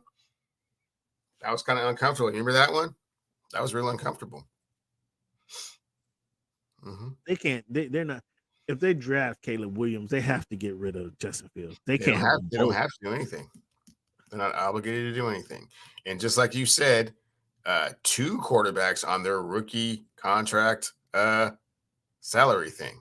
No, they're going to have to pay Justin Fields. And again, I go back to what I was saying. They have to pay. They're going to have to pay Justin Fields. So if they're going to pay Justin Fields, option, but they don't have to extend him or anything. Justin Fields is going to cost them $40 million. Not next year. They can pay $45 million next year. And absolutely will not cost them $40 million next year to keep Justin Fields. It's going to cost them $40 million per. They're going to Fields, when he signs his deal is going to be $40 million per. So okay, so is he a free agent that I wasn't aware of? Yeah, his rookie deal is up next season. Okay, yeah. So again, going into the season, the rookie deal is not actually up. Then is it? Oh, you're shitty. You're shitty. So you're gonna draft Caleb Williams and keep Caleb Williams looking over Justin Fields' shoulder. Justin Fields gonna be looking over his shoulder all season. How is that gonna be for development? Right now, exploring all options, and we'll see what's the best fit for the organization going forward. All right, Dan Reeves. So you're gonna have 2 quarterbacks running in, cycling in and out. Caleb, is your time. Is that what you're gonna do? Have 2 quarterbacks playing the position? Cycle them in and out. Is that what you're gonna do? No decisions have been made. It's only February the 28th. It's all just propaganda right now. All right, Dan Reeves. All right, You remember Dan Reeves pulled that? Starting 2 quarterbacks, playing 2 quarterbacks for what? That lasted half a season, I think, if I remember correctly. Okay, Dan Reeves. Yeah. How your boy John Madden says, if you have 2 quarterbacks, you have none. If you have 2 starting quarterbacks, you have none. So that's worse look than having them twist in the win right now. the question again, I didn't want to get into this whole argument, but about the Justin Fields or Caleb Williams. What I really wanted to ask, who should trade up with the Bears to get or for that number one pick? Whether it's Justin Fields or whether it's Caleb Williams, whether it's a wide receiver from Ohio State, who should trade up? Whether it's the quarterback from North Carolina or the guy from LSU, the Heisman Trophy winner from LSU. Who knows? What is your question? Who should trade up? Who should trade with the Bears for that number one pick? What team should trade for the Bears? Oh, that's hard to say. It depends on what they're willing to give up, trade value wise. But who needs that number one pick? Would you say? Well, there's at least 10 quarterbacks that need a change at the quarterback position. So, I mean, all of them, potentially could do that, but the asking price is too high.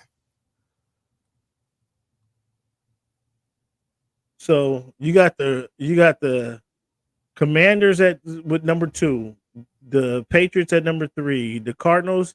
What do you think of the Cardinals given this was another one of my questions. What do you think of the Cardinals giving your guy Kyler Murray the vote of confidence?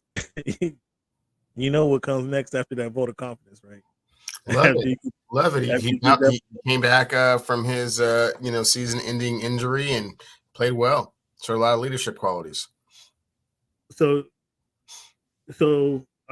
would you draft a quarterback if you're in a position to draft a quarterback? Would you draft a quarterback at number 4 if you're the Cardinals? No. So the Cardinals aren't drafting a quarterback. The Chargers aren't drafting a quarterback. The New York Giants. It looked like the New York Giants. They paid Daniel Jones, which obviously was a mistake. They potentially could lose Saquon if they don't. They're looking at Saquon. So now you're going into a season with Daniel Jones, the injury-prone Daniel Jones, as your starting quarterback, and no Saquon Barkley. Man, again, that their management staff, not only Daniel Jones, the money paying Daniel Jones versus paying Saquon Barkley, they should be fired. Tennessee Titans. Are you happy with the young guy? Are you happy with your young quarterback, Will Levis? So okay, they're not drafting a quarterback. Atlanta, number 8. They need a quarterback. Atlanta, do you trade? Do you go try to get Justin Fields? Do you make a deal for Justin Fields if you're the Atlanta Falcons? Do you say, what do you give them? What do you give them? Atlanta, what do they have? They only have the number 8. Of course, you can't give them the number 8 draft pick, but second and a third. Second and a third for Justin Fields. That's not a bad pick. That's not and they can still get some talent with their number 8 pick. Chicago comes back around with the number 9 pick. So they have a lot of. They don't have to go for number 1. They don't have to get a high number 1 if they trade that number 1 pick. The Jets, they need a quarterback. Do you package something? Do you try to package something? Have a quarterback. Just have a quarterback. Who's the Jets quarterback? It's Aaron Rodgers. Stop it.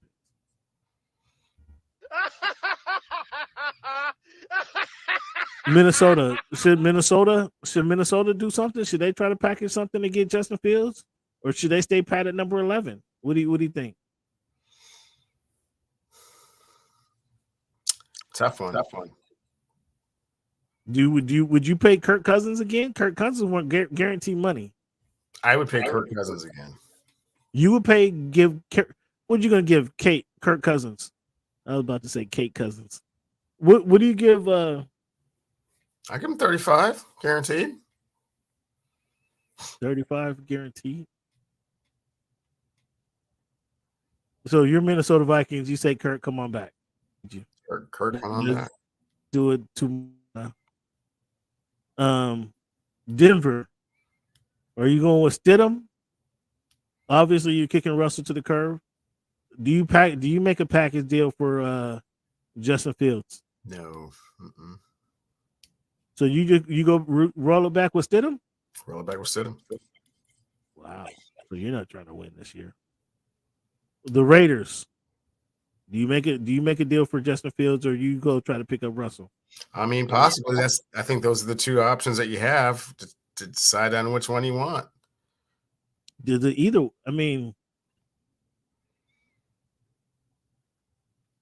Wow, sounds like you're not enamored with either one of those two dudes. My question is, does Justin all around the world, and then when it comes to stopping plays, you like, ooh, do I even want that dude?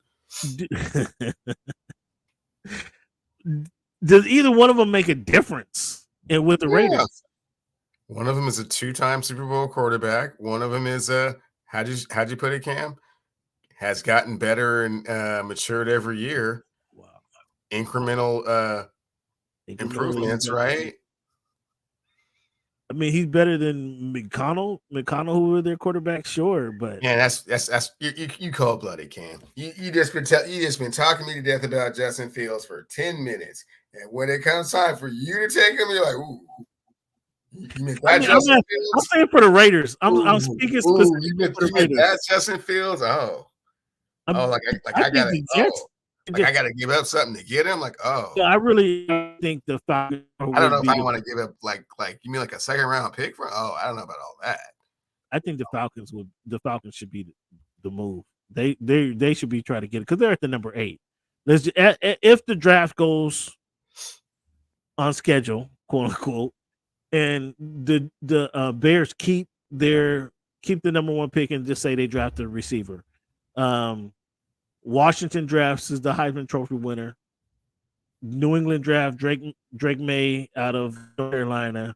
Arizona, we say they're not going to go for a quarterback. The Chargers aren't going to go for a quarterback. The Giants, they get whomever. Tennessee's not going to get a quarterback. That means Atlanta.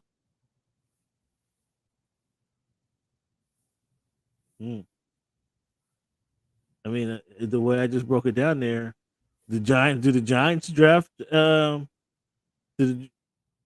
Williams is going to go. If he doesn't go 1, he's going to go to Washington or New England. You would assume, right? Man, come on, man, cut that out.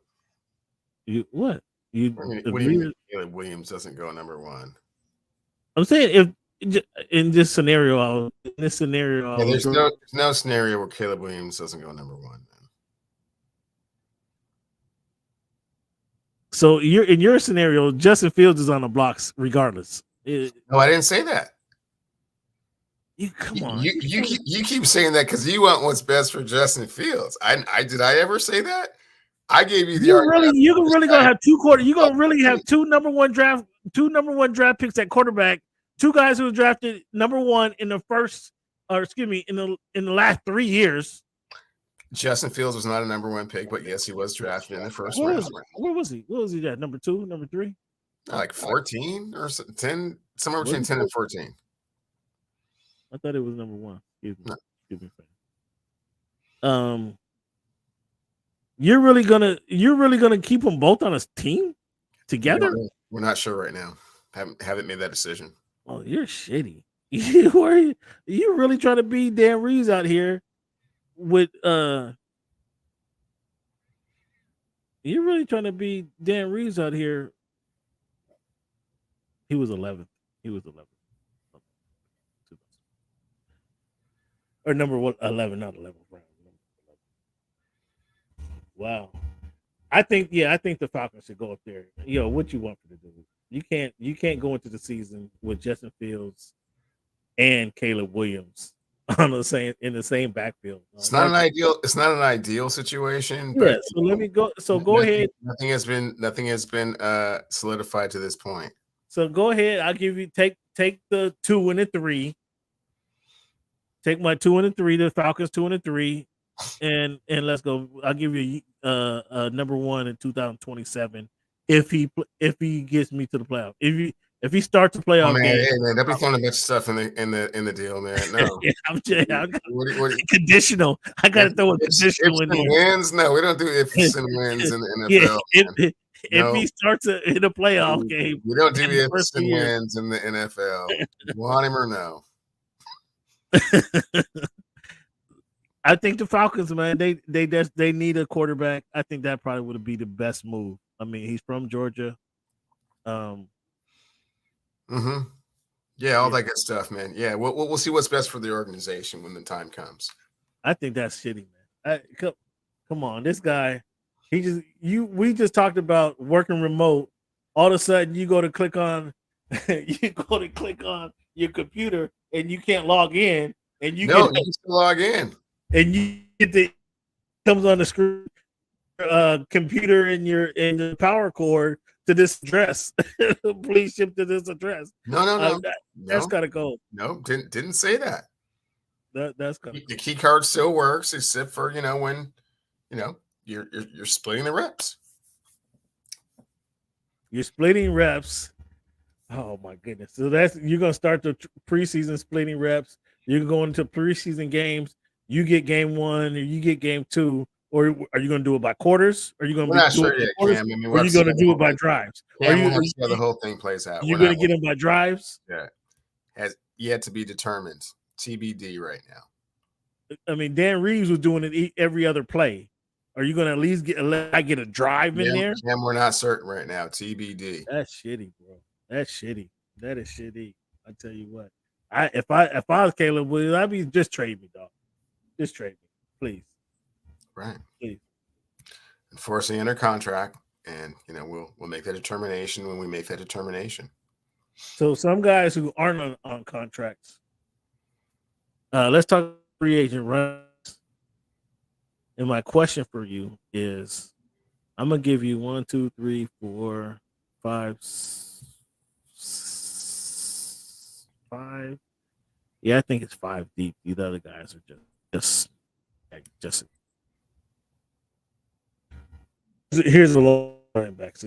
Your guy, Clyde Edwards-Helaire, Devin Singletary, Zach Moss, AJ Dillon, J.K. Dobbins, Gus Edwards, Ezekiel Elliott. Those are just guys. I mean, those are second tier free agents that are available, right? Some Clyde Edwards-Helaire is a third tier, right?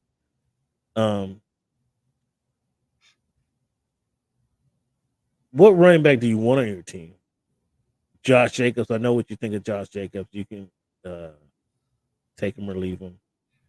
Ezekiel Elliott, no. DeAndre Swift, Pollard from Dallas, Derrick Henry, Saquon Barkley, Austin Eckler. What running back are you targeting of those bunch? Of that group you just named, it would be Saquon Barkley. That's who you're targeting first? Sure. Not Josh Jacobs, who led the league in rushing just 2 years ago? Sure did. Man. Not Derrick Henry. You talking about Henry is my second choice for sure, and definitely more proven. So I wouldn't be in a hurry if I was the Cowboys. Like, I would not be in a hurry to. I would be interested in keeping Pollard. The problem with it, and I don't know how these guys who been around the game, who watch the game, who scout the game. I don't understand how they can see or not see that Pollard was best as a second running back, the change of pace back. And if you had, he was excellent when you had Ezekiel Elliott to plug the holes and to run those short yardage plays. And then you can give it to Pollard as a change of pace guy. He was fantastic. When you try to depend on him now to be your full-time bell count back, that's not his game. Sure, he's fast. Sure, he can carry the ball. But this is college. This is the NFL. That type of back is better suited to play off of a Derrick Henry. Now you pound Derrick Henry for 18 times a game, and you give it to, or give it to Derrick Henry 3 straight carries. He picks up 18 yards in those 3 carries. Then you come with Pollard.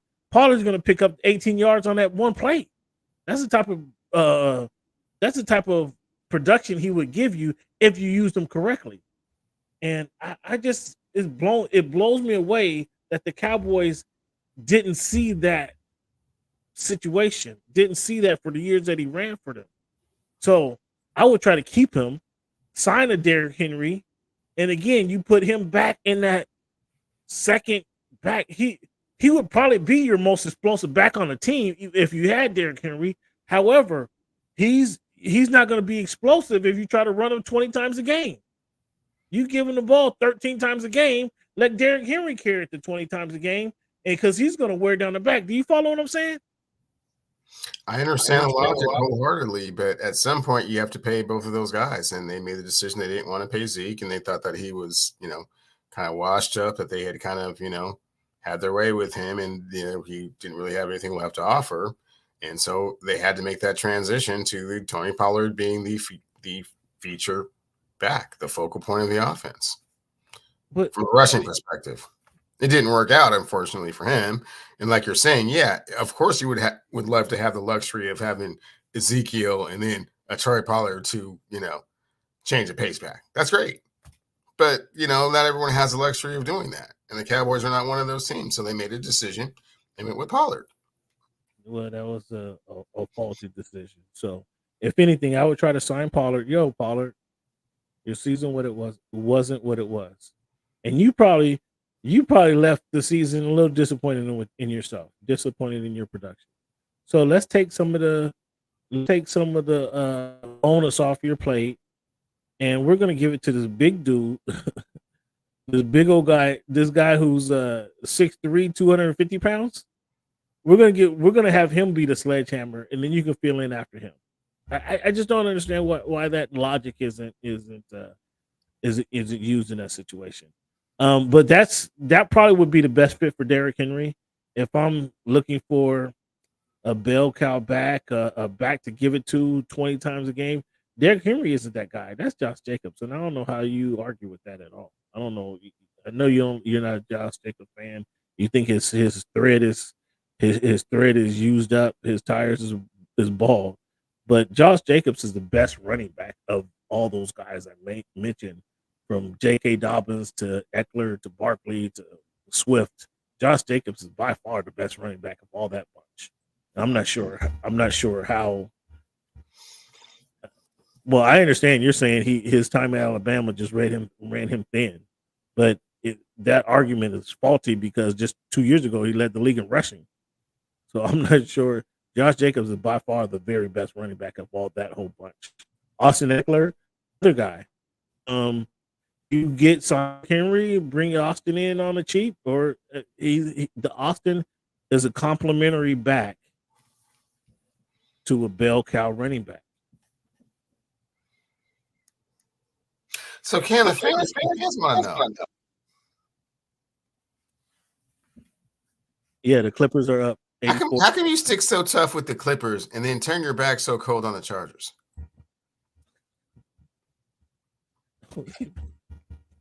How I turn my back on the Chargers? The Chargers were horrible. The Chargers were horrible. What? Excuse me? What? The Chargers were horrible? Wait till the season starts. Oh, so then you're back on board. Come on, Cleveland. I made it explicitly clear why I had to jump off the Charger bandwagon. I made it, didn't I? Do I need to play? No. It wasn't clear. I didn't make it. It was the culture. You were disappointed in how the culture was going, which is the one thing that you were, preaching the most. I had to get off the Chargers bandwagon. I told you that because of Staley. I mean, come on. It took me longer than it should have, but Staley. Come on. I don't know how this is a discussion right now. I don't know why you're bringing. Well, I mean, it's just the way that you were talking about Eckler. It's just like, if you would have. I like Eckler. Eckler is a No. complimentary back. I know before it was, a much more passionate and supportive Austin, but now it's like, no, he cool. He cool, every once in a while. No, I had never said that Austin Eckler a sweep here or there, an occasional, screen pass. He cool, but don't depend on that guy. That's never what I said, and that's not what I just said. That's what you just said. That's not what I said then. That's not at all what I said then. Well, that's what you're saying right now. I'm telling you, he's a complimentary running back, and that's only being honest. That's only being honest. He's not. If you think the kid is 5'9", the 5'9", 195 going into this season, bar none, was not a complimentary back for you. He was like, yeah, let's get in it. Let's do it. No, he's the fantasy wizard. Yes, he was. Oh wow! Now he's just a fantasy. Ooh, wow. Shut the door on him. See, I don't know why Cleveland was trying to bring this up, but for those who don't know, and again, I don't know if I mentioned this to you, Tyler, before, but I think they asked too much of Derwin James. Not that he can't play 15 all 11 positions on the defense, but they just ask him to play too many positions. The guys don't get no continuity, and they're always like, where's he going to be this time? Where's he going to be in this play? I think that causes confusion within the entire defense. I'd love to ask Brandon. Maybe you could ask that question. Do you ask too much of this kid? Do you ask too much of Derwin James? Not saying that he can't play the position, but it just puts the rest of the defense in precarious situations because maybe they're not familiar everywhere he's going to be on the sideline or on the field. But with Derwin James, they allowed my man Tyreek Hill to go for 11 catches, 215 yards. That was ridiculous. Like what? I'm lost, and I found my way to the door in a season opener. I'm finding I'm looking for the door on the Staley train. I'm looking for the exit route. I just don't understand how you let this is. I mean, I've been defending this guy, but if your defense continuously gives up points, you got Herbert doing. And I'm gonna talk to you about Herbert as well. You got Herbert doing what he's doing, putting up 30 points a game, and your defense can't slow anybody down. Like, and you're supposed to be the defensive coach. Like, what's going on here? Every week you can't say, well, we have to play it better. We have to play it better. We didn't match up with our assignments. Well, now something's going wrong. If you're not able to match up your assignments week in and week out, either the teaching is not getting done properly or the guys aren't accepting it. Either way, that's the teacher's problem. If our grades, if we're not getting passing grades, either teacher's not teaching it or we're not grasping the concept, right? And that fans, I explained. Man, preach on, Cam, preach. Why Staley playing? Say with you. Yes. Wow. I mean, you let it go. And Cleveland want to bring that up a whole year and a half later. I mean, that was Tyler Dragon joining us. I'm just saying, you give the Clippers a lot more rope than you gave the Chargers, and now that they got Harbaugh, you're jumping back on it. But I just thought it was just really, cold blooded the way you just spit on Austin Eckler and walked off. I had to pull up the clip because he's trying to make stuff up. I got evidence, man. I had to pull up the clip and show him, right? Okay. Well, hey, man, there's plenty of teams that'll take Austin. And again,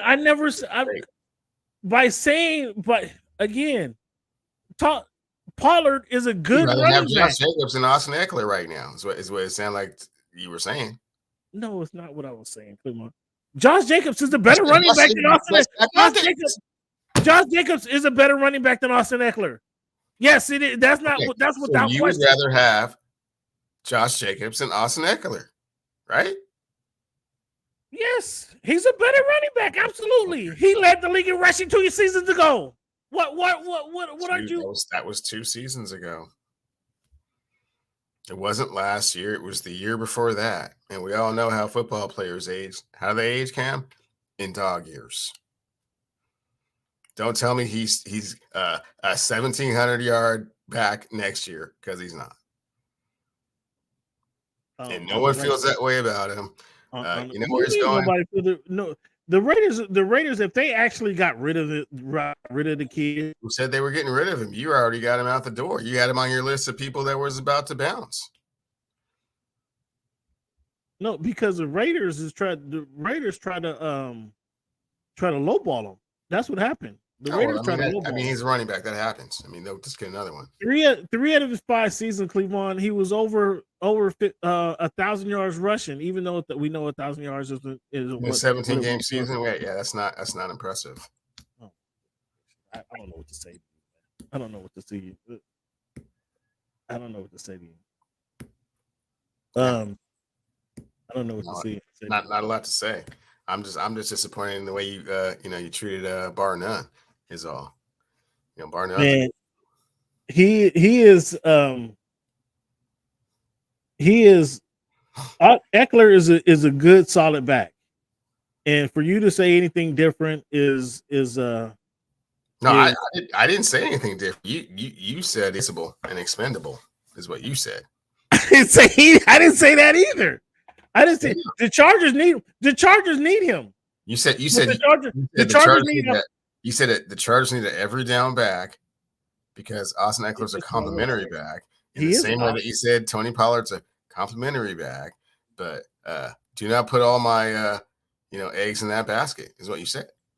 If I had Derrick Henry to run the ball 18 times a game and Austin Eckler to come in there and get 12 if I had Nick Chubb to run the ball every time.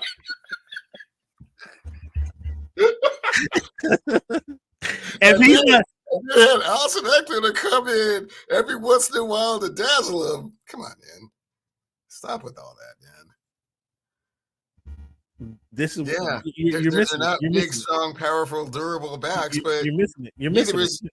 Either is your guy Christian McCaffrey. Is he a big, strong, durable, kind of guy? Oh, here you go. I can't believe you're doing this. Is Christian an every down back? Is Christian different than Tony Pollard and Austin Eckler? Absolutely. Sure. Absolutely he is. Absolutely. But because he's a compliment, right? Because he has other backs to kind of complement what he's doing. I can't believe now you're trying to compare Austin Eckler to Austin Eckler to Christian McCaffrey, Cleveland, the guy who you consider to be a special teams player. Yeah, man, that was 7 years ago, Cam. You're still on that, which is crazy. But yeah, Christian's not going to. You saw what happened to him in Carolina when that was his role, right? No, they didn't. They didn't. You see that? This way. This way. Yeah, you're good right there. Okay. Yeah, you're good right there. They need a compliment for Austin to be his best self. He needs he was best when he had Melvin Gordon, and that's the point I'm making. When he had Melvin Gordon, that was the best version of. For you to depend on Austin Eckler for 17 games, for him to rush the ball and catch it out the backfield, for him to get 25 touches a game, you're not getting the best out of Austin Eckler. So will you argue that his best days wasn't with Melvin Gordon? That was when he was much younger, Cam. It's hard to say. His best days, that was the best of him. That was the best version of Austin Eckler is when he had that bell cow back to play off of. And that's what I'm saying. Back to my point, and I'm surprised that the Cowboys have not identified that and brought in a bell cow back for the Tony Pollard to run off of. That's the point I was making. But yes, out of the bunch, Josh Jacobs, Austin Eckler, Saquon Barkley, Derrick Henry, Tony Pollard, DeAndre Swift. I don't know what's up with Swift because I really like Swift. But this would be, if he doesn't sign with the Eagles this season, he'll be on his third team in 3 years. Yes, he will. I'm lost at I don't understand what's going on there. I need to do some homework, and I don't understand why that's the situation. But Josh Jacobs, if I need a running back, Josh Jacobs is the guy I'm going to go get. Okay. Barkley, you like Saquon Barkley? I think Saquon Barkley is injury prone. Though he's exciting, big, strong. His numbers. I mean, he can squat a lot. He's fast, but I'm not getting 17 games out of Josh Jacobs, or I'm not getting 17 games out of Saquon Barkley, and you know that kind of going in. You know that kind of going into the scenario. So he would be best on a team like, and it's interesting that Gus Edwards, J.K. Dobbins is on this list because if they made each other better because they were all on the same team. Yeah, it's weird that J.K. Dobbins is on your list for anything. It's crazy. No, this is the free agent. This is a list of running backs. Yeah. But again, he hasn't had the production. His production has been unsatisfactory, right? Would you say since he's been in the league? I mean, no, when he plays, he's more than adequate, but he doesn't play very often because he's been injured. Right. Nonetheless, which of these guys will have the best season next year? Even though we know it's kind of difficult to predict this, not knowing what team they're on. Los Angeles Lakers 83, Los Angeles Clippers 100, 10 and a half minutes to go in the game. 10 and a half minutes to go in the fourth quarter. The Clippers are up by 17. Carry on. Which one of these guys will have the better season next year? Saquon Barkley.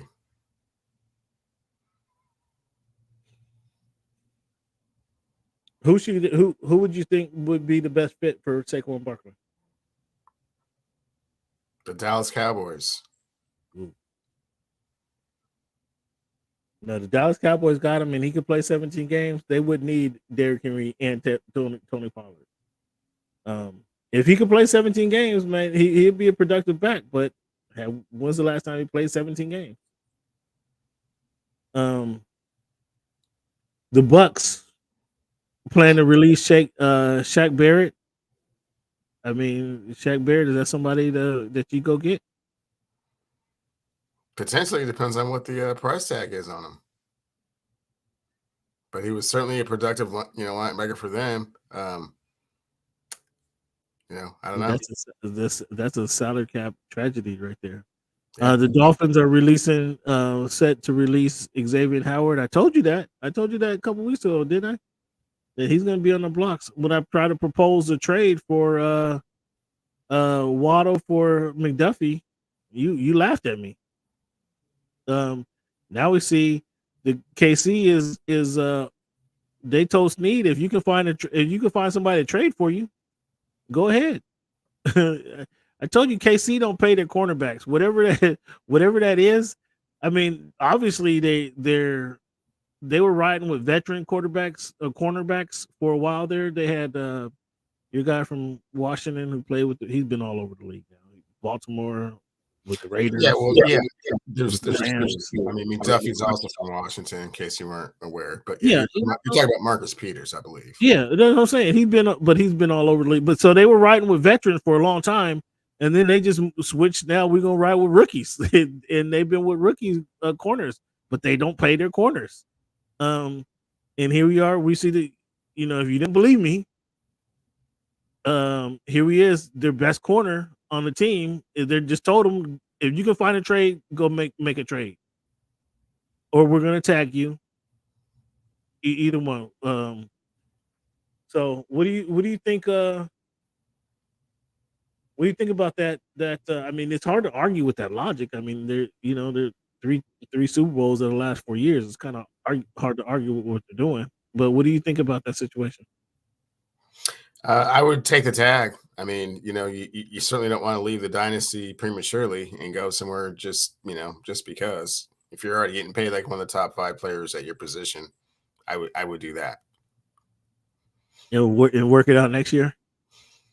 I mean, you can franchise him so many times, right? And then you got to come to the table. So, I don't understand why players take the franchise tag like so personally. It almost seems like because they want They want the because they here's the reason I want say the that. longevity. It's because but there's no security in that, because it's 2 years into it. They're just going to try and renegotiate it.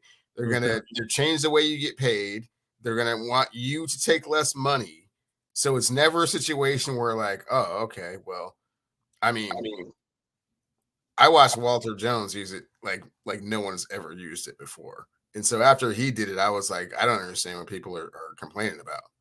I mean, Kirk Cousins was the best at it when he let Washington tag him 2 times in a row. Times as many until you can't tag me anymore. So now you got to pay me. And they didn't pay him. So he went to did it, so he bounced. Yeah, Seattle was like, yeah, we got to pay you now. Yeah, but they want the long-term contract. In which I understand. There's some level of security that you somewhat get from it, but not if you're getting paid like one of the top 5 players of your position every year. But that's just 1 year though. It's not every year. You said the tag is 1 year.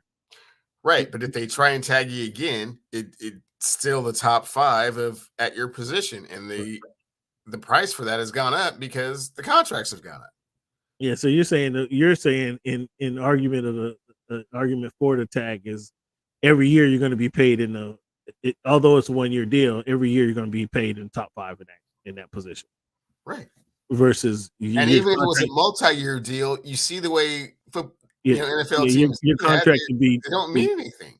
Right, your contract would be over next year anyway, for 2 years down.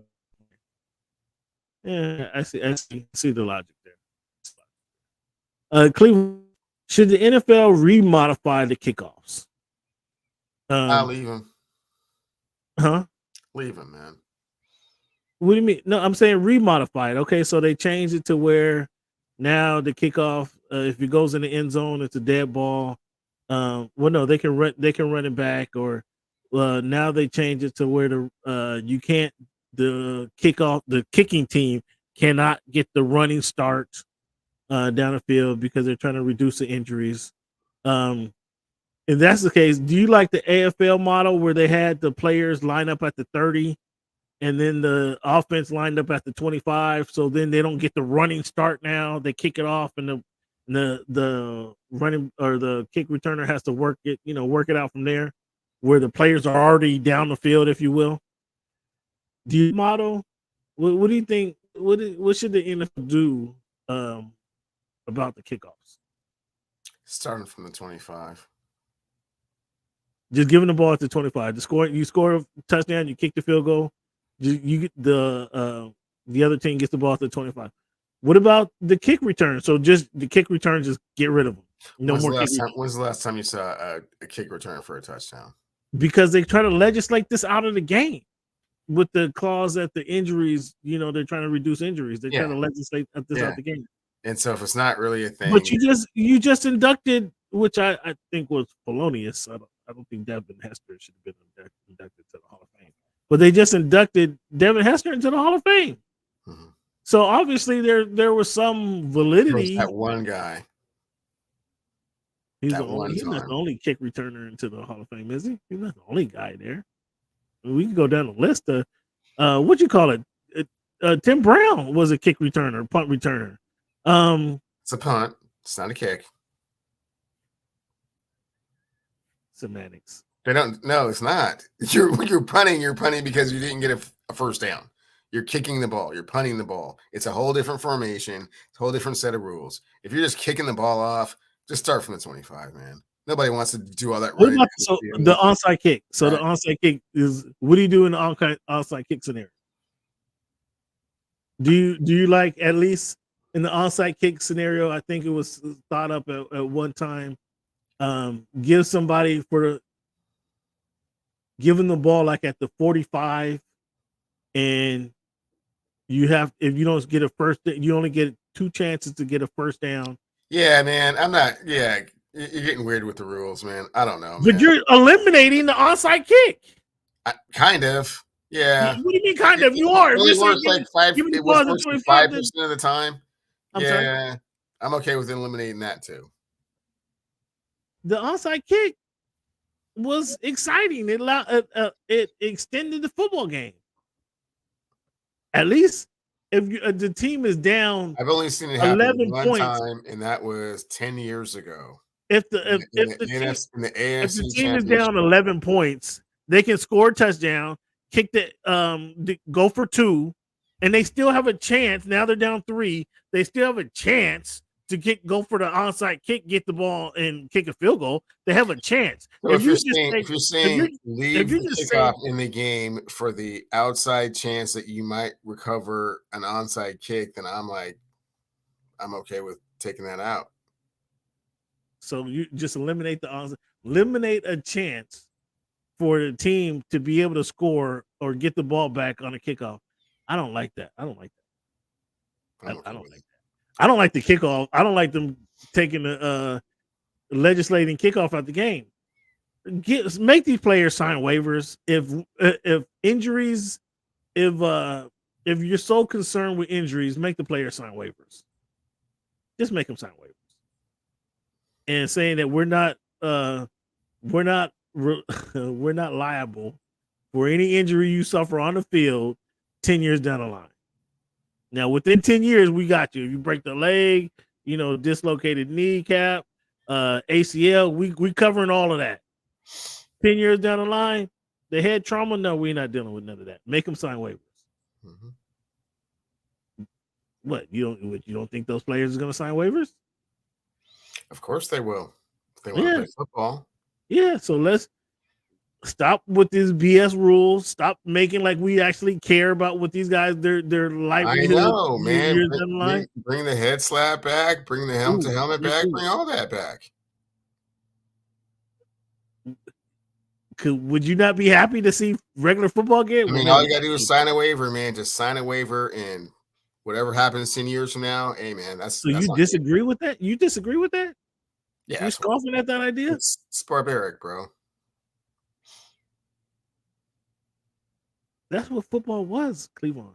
I know, and that's what they're trying to. You don't remember out of the game, the barbarism of it, because of what has happened to these players after their football career is over. What you're saying is sign this piece of paper. Let's clarify. Let's you're clarify. Not liable for anything that happens to you while you're doing this. Cleveland, if they cared, they'd have medical institutions established specifically for these players to make sure that they take care of these players afterwards. Make sure they take care of the players that played in the 70s. Make sure they take care of the players that played in the 60s. If they truly they truly cared, they would do that. But they're changing the rules so they can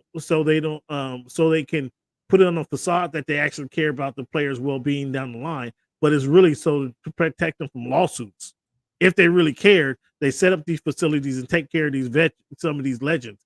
If they truly cared, if the NFL truly cared, but that's not the reason they're doing it. They're trying to protect themselves from lawsuits, moving forward. That's why they have these rules, right? Because of what has happened in the past. Because they received lawsuits, right? Because of how the game was. Again, make these guys sign waivers. Make them sign a waiver. It's nobody's responsibility. You accept responsibility for what may happen to you. Right. We will cover your injuries while you're playing for 10 years after you retire, 15 years after you retire. All right. But everything is we're going back to kickoffs. We're taking away the defenseless receiver penalties. We're taking away all that. Okay.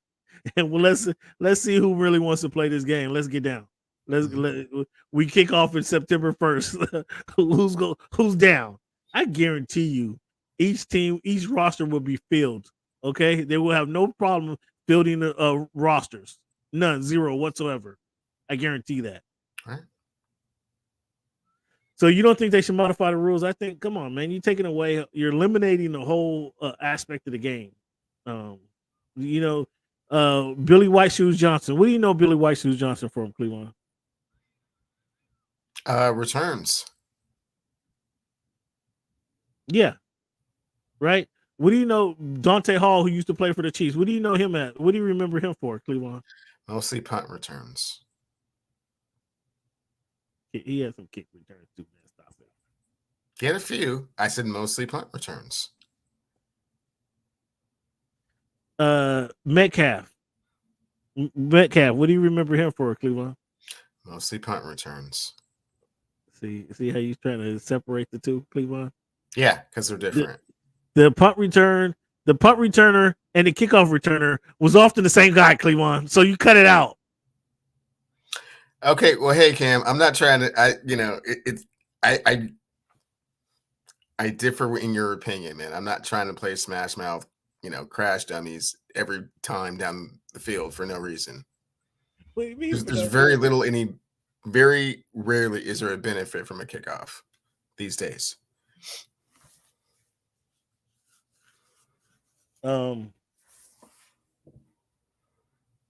Look at the Lakers have climbed back into the game somehow. Cleveland, so what do you think about this NFL report card? Did you hear about this report card? I heard the Chiefs are crappy and Dolphins were really, really high up there. So should we have no validity with this report card? Well, I mean, you know what I'm saying? The 3 Super Bowls in the last 4 years. Oh, and I heard this. So let's the Bengals. I heard the Bengals have 3 meals a day on Wednesday now, which is cool. That's an improvement. Wednesdays you can eat at the facility. So Cleveland, here are the categories that they were graded on.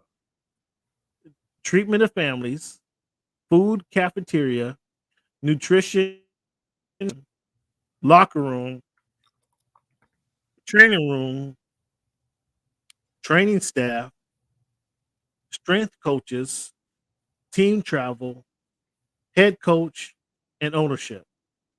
So you brought it up, Cleveland.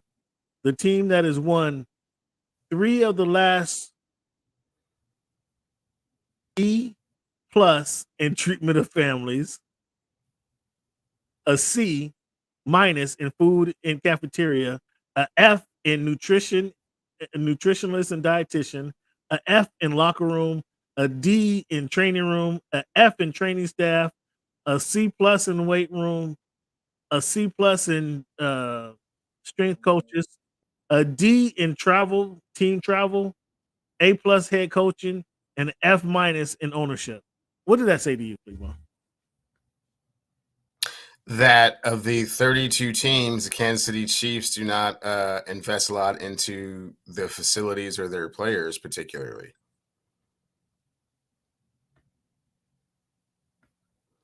Conversely, the only other team that was worse than the Chiefs, the Super Bowl winning Chiefs, I may add. I mean, again, the team that has won 3 of the last 4. So does the fact that they won 3 of the last 4 Super Bowls, did that force? Do you think that forces a change? You think the ownership cares if you give me an F if we win the Super Bowl? They already said it wasn't like to be taken negatively. It's just constructive criticism with regards to how the other 31 franchises in the league function. And you mentioned it earlier. The Miami Dolphins got an A- treatment of family, an A food and cafeteria, an A nutritious and dietitian, locker room was A, training room A, training staff A-, weight room A+, strength coaches A, team travel A. And I would think team travel would be lower because who wants to leave Miami? Head coach was an A, ownership A+. Like, let's look at your Seahawks. Let's see what the Seahawks did. How did your Seahawks do? Not 100% sure. I just know those two. Like, Dolphins were 1 and Chiefs were second to last. We're not paying attention to that game, Boots. Thanks for the update, Boots. I knew Cam wasn't going to give it to him. Only if they were winning. It's always one-sided with him. But where were the Seahawks?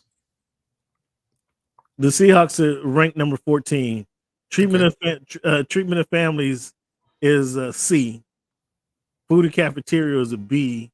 Nutrition and dietitian a B+. Locker room is B. Training room C. Training staff C. weight room B, strength coach is A, team travel C, head coach A, and ownership of C plus. Okay. I just again, the Commanders the only one got a worse grade than the Chiefs. What other team you want to look at? Who was the other team? Let's look at San Francisco, the other team that competed in the Super Bowl, just to get an idea. In again, because of the Chiefs rating, I think all this might be just a farce. Truthfully, it's a tie ball game. The tie ball game, 3:50 to go. I can't say what happened, but here go Kawhi to the hoop, and I think he got fouled, but the ball went out of bounds. Tie ball game, 3:47 to go in the game. LeBron is playing Kawhi. He's following him around the court. Let's see what happened. Let's give you guys a little rundown of what happened. What's going on right here? Clippers try to inball the ball. They can't even inball. Did they call it 3 seconds or 5 seconds? The Clippers couldn't even inball the pass. Ty Lue, I don't know if a timeout was called or it might be the Lakers' ball because the Clippers could not inbound the ball. So San Francisco, the other team that competed in the Super Bowl, they were ranked with the number 6. Treatment of facilities is A. Or excuse me, treatment of families A. Food and cafeteria A minus. Nutrition dietitian B plus. Locker room B plus. Training room C. Training staff B minus. Weight room B plus. Strength coach B plus. Team travel C plus. Head coach A. Ownership A minus. Again, they were 6 ranking.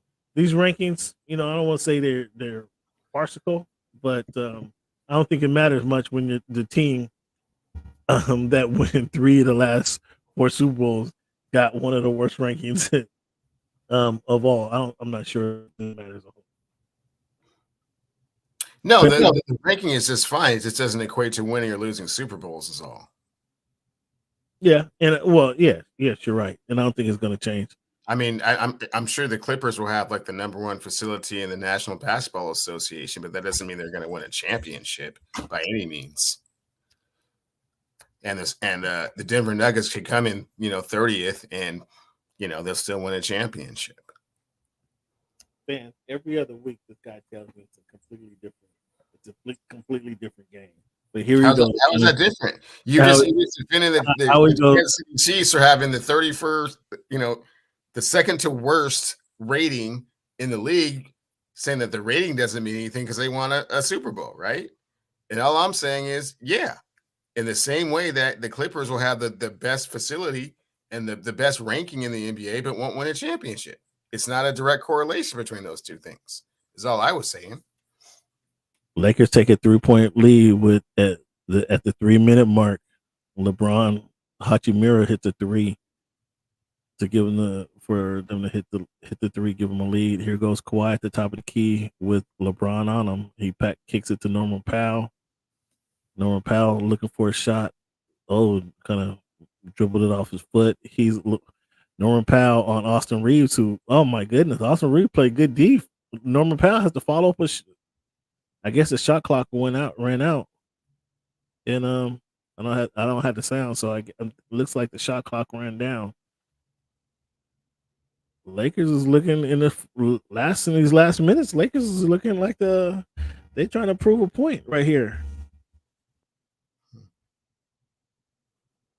Come on, man, cut it out. The Lakers it's not even a playoff matchup. What are you talking about, Boots? Not even a playoff matchup. Oh, Boots knows what's up. Hachimura. He's talking about the Clippers being favored and then not being able to come through. Is what he's talking about in general. Hachimura was kicked out. The ball was kicked to him at the 3-point line, faked the 3, drove and got under a reverse lay-in to give the Lakers a 5-point lead. Here's Harden going to the hoop, and he takes AD to the hoop for 1. Come on, Boots. Yeah, he likes to have that convenient amnesia when it comes to the Clippers. It's hilarious. Now we got who is this? Mason Plumlee playing LeBron at the 3-point line. LeBron gonna step back and hit three. Well, here's Son of Jarrell. Brick. Let's go the other way. Oh, whoa! What the? How Tice get tripped up and roll out of bounds? Tice goes for the rebound. Oh, he stumbles and just trips over his own feet and rolls out of bounds with the ball. Come on, Tice. Come on, Tice. So we got a minute 30. LeBron at the top of the key again with Tice on him. Here comes a double team, kicks it, swing it around. Hachimura kicks it back out to Son of Jarrell, grandson of Jarrell. LeBron is back at the top of the key, this time with Harden. Ooh.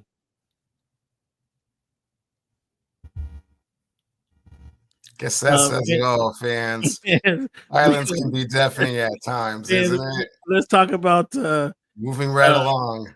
Fans, we gonna jump into our Switch segments transition. You can hear a pin drop. Fans, we gonna jump into our This Week in History segment. This Week in History. Let's do it. Snitchy Russell just hit a three. The clock was running out. Why call him out his name? Why call him? I mean, it's okay when I do it, but why you call him out his name? Oh my goodness gracious! Ooh. Man, what a difference a couple quarters makes, huh? Fans, on 2/26/1964, Cassius Clay changed his name to what? Changed it to Muhammad Ali, Cam. After converting to Islam, 2/26/1964. 2/26/1966, Andrew Bremer became the first African American governor of the Federal Reserve Board.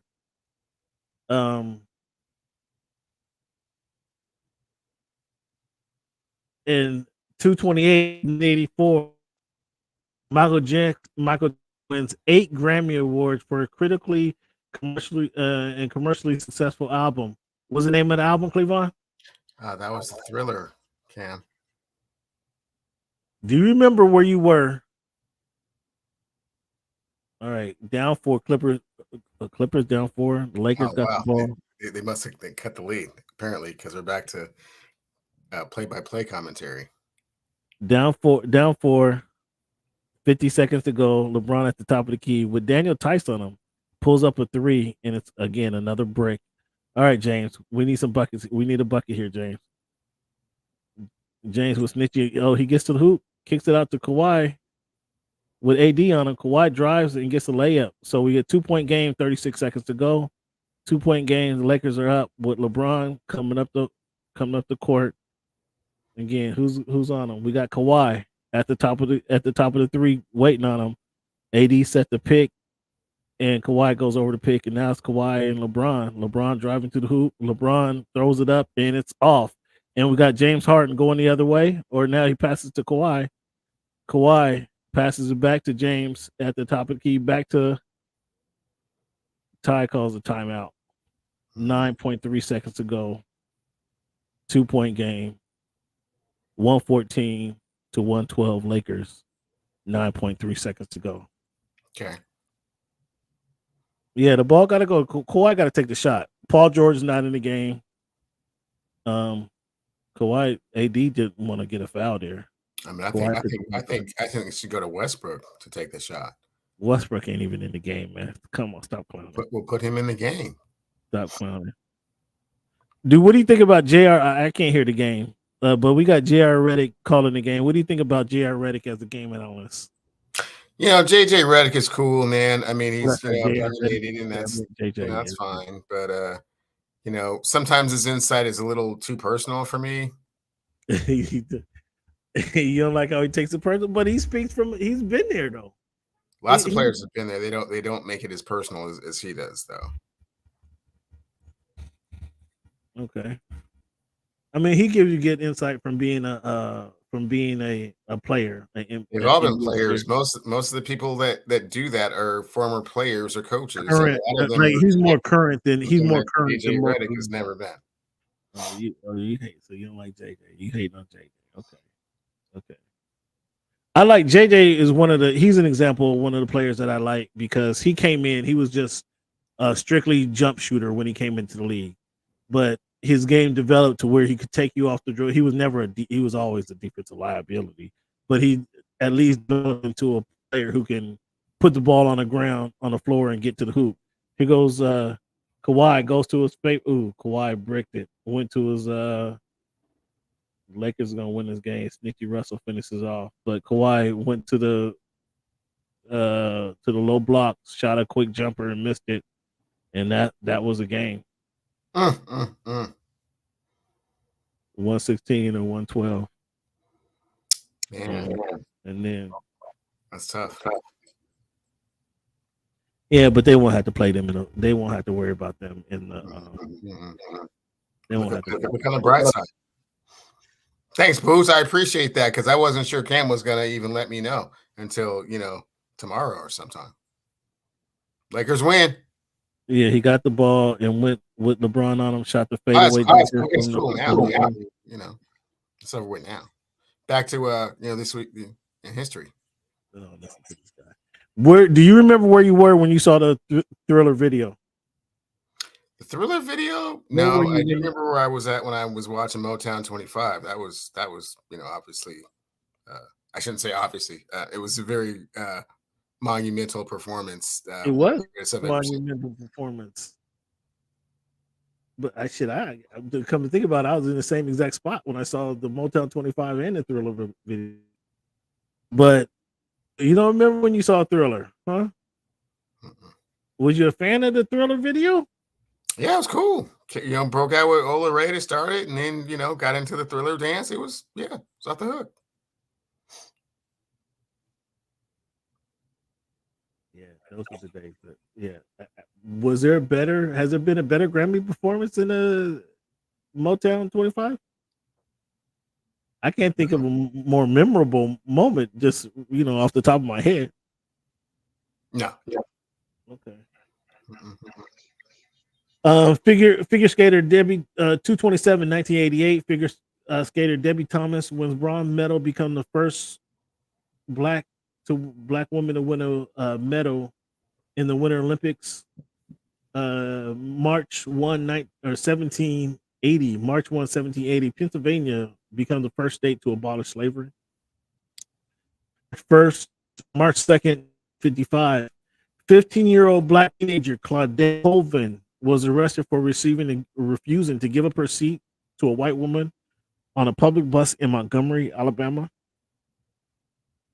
February 25th, 1960, 60 years ago.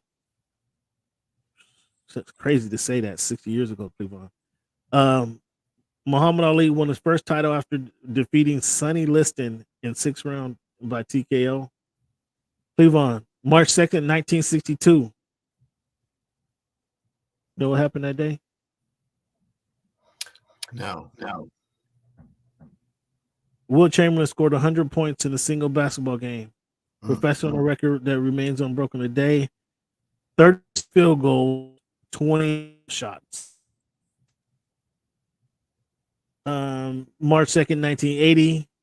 Thomas Hitman Hearns wins the vacant USBA welterweight title and become the first black to win boxing titles in 5 different weight classes.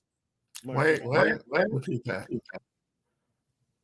Thomas Hitman Hearns wins the vacant USBA welterweight title, become the first black to win boxing titles in 5 different weight classes. Refuting that? To be honest with you, the USBA, I have to do some fact checking on my own. Cleveland, what is the best segment in sports? television segment to watch. What is the best segment?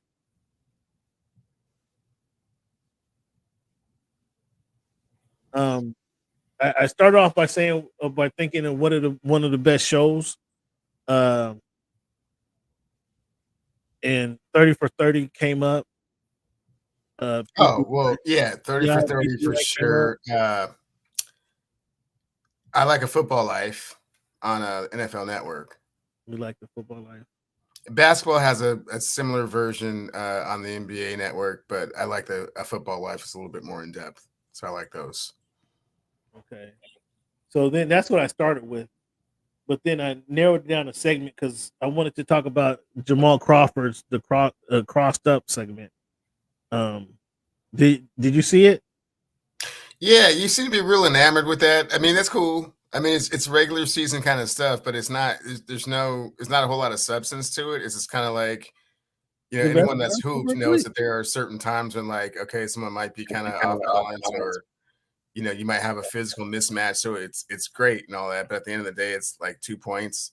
It's like, sometimes it's real spectacular, but it's not like I'm just on pins and needles to see what the crossover is. No.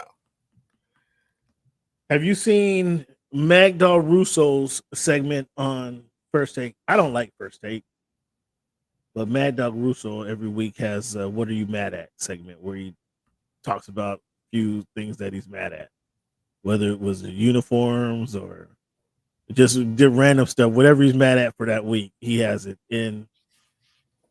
Like, that's the only reason I tune in to watch First Take, because I do not like First Take. I'm absolutely appalled with Molly Curran and Stephen A. Is credit them for what they're doing, but I'm just not a fan of that show. Have you seen the Mad Dog Russo segment? I have not seen the Mad Dog Russo segment. Yeah, that's but crossover. Yeah, I like crossover. It's spinoff of Shaq and the Fool, but the only thing I like how they carried it over. How they carry over whoever had the best move last week comes into this week as the champion, and then we'll see if they pick some plays to dethrone the champion. So I'm with that. The only thing I would say is Crawford. I mentioned them a text is like, let us know how long, like the top four, they were number one for 8 weeks, right? That tells you they were 8 weeks at number one. Who was number one for how many weeks? And then at the end of it, you could say, okay, although he was number one for 2 weeks, but your guy Wemby was number one for 5 weeks. So I think that would be an improvement to that show. Yeah, I don't. Yeah, it's evolved into something that's really kind of super corny. I mean, it was, I liked it when Max was on it because it was a very nice counterbalance. But Max was dope. I mean, but it was hard to watch it then because Max ran talk circles around Stephen A. And Stephen A. didn't like that, and that's ultimately what got Max off the show. Because Max, I don't know. Max is still getting paid. That's why he hadn't been on TV in over a year, because he's still ESPN owed him big money, and even took him on boxing as well. So he's just chilling. It's gonna be interesting to see when he actually comes back. But yeah, First Take. Yeah, that's a different one. So Cleveland, we got a couple fights coming up. We got Keith Thurman, Tim Tszyu coming up on the 30th of March. So we're less than a month away for that. Rolly and Pitbull Cruz. Again, you looking forward to any of those fights? No, not so much. I mean, if Keith Thurman can get one in, that's great, because he's a name people kind of recognize, and he can get in there and get slaughtered by somebody. Be fantastic. That's the problem. He's gonna get his ass whipped by Tim Tszyu with you casual boxers. Rolly Pitbull, like Rolly has a name, but Pitbull is probably gonna win that fight. And that's gonna be interesting. Pitbull is probably the better. Rolly has a name. He's probably the better fighter, but Pitbull's a better slugger, puncher, and that's probably gonna win that fight. And he probably gonna knock Rolly out because he's gonna catch him with one of those hard rights. That's probably gonna have that fight again. But Rolly is probably the better boxer, but Pitbull is a slugger, and he's gonna slug him and catch with one. That's probably what's gonna happen. Devin Haney, they had the press conference yesterday in New York. They have one tomorrow in LA. But on 4/20, April 20th, they're gonna be fighting in LeBron James, 19 points in the fourth quarter in the comeback, 34 points in the game. That loss kind of hurt the Clippers, man, because they were up 17. Like they were up 17 in that game. Like I obviously I wasn't watching it intently, but they were up 17. I kind of stopped paying attention, like in the fourth quarter. So that's kind of a like.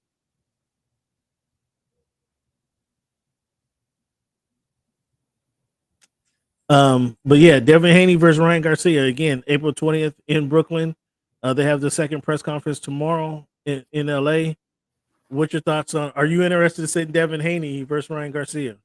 Hey man, I watched the Devin Haney hug fest. At the end of the day, he'll win the decision, and then we'll move on to whoever's fighting next. Great.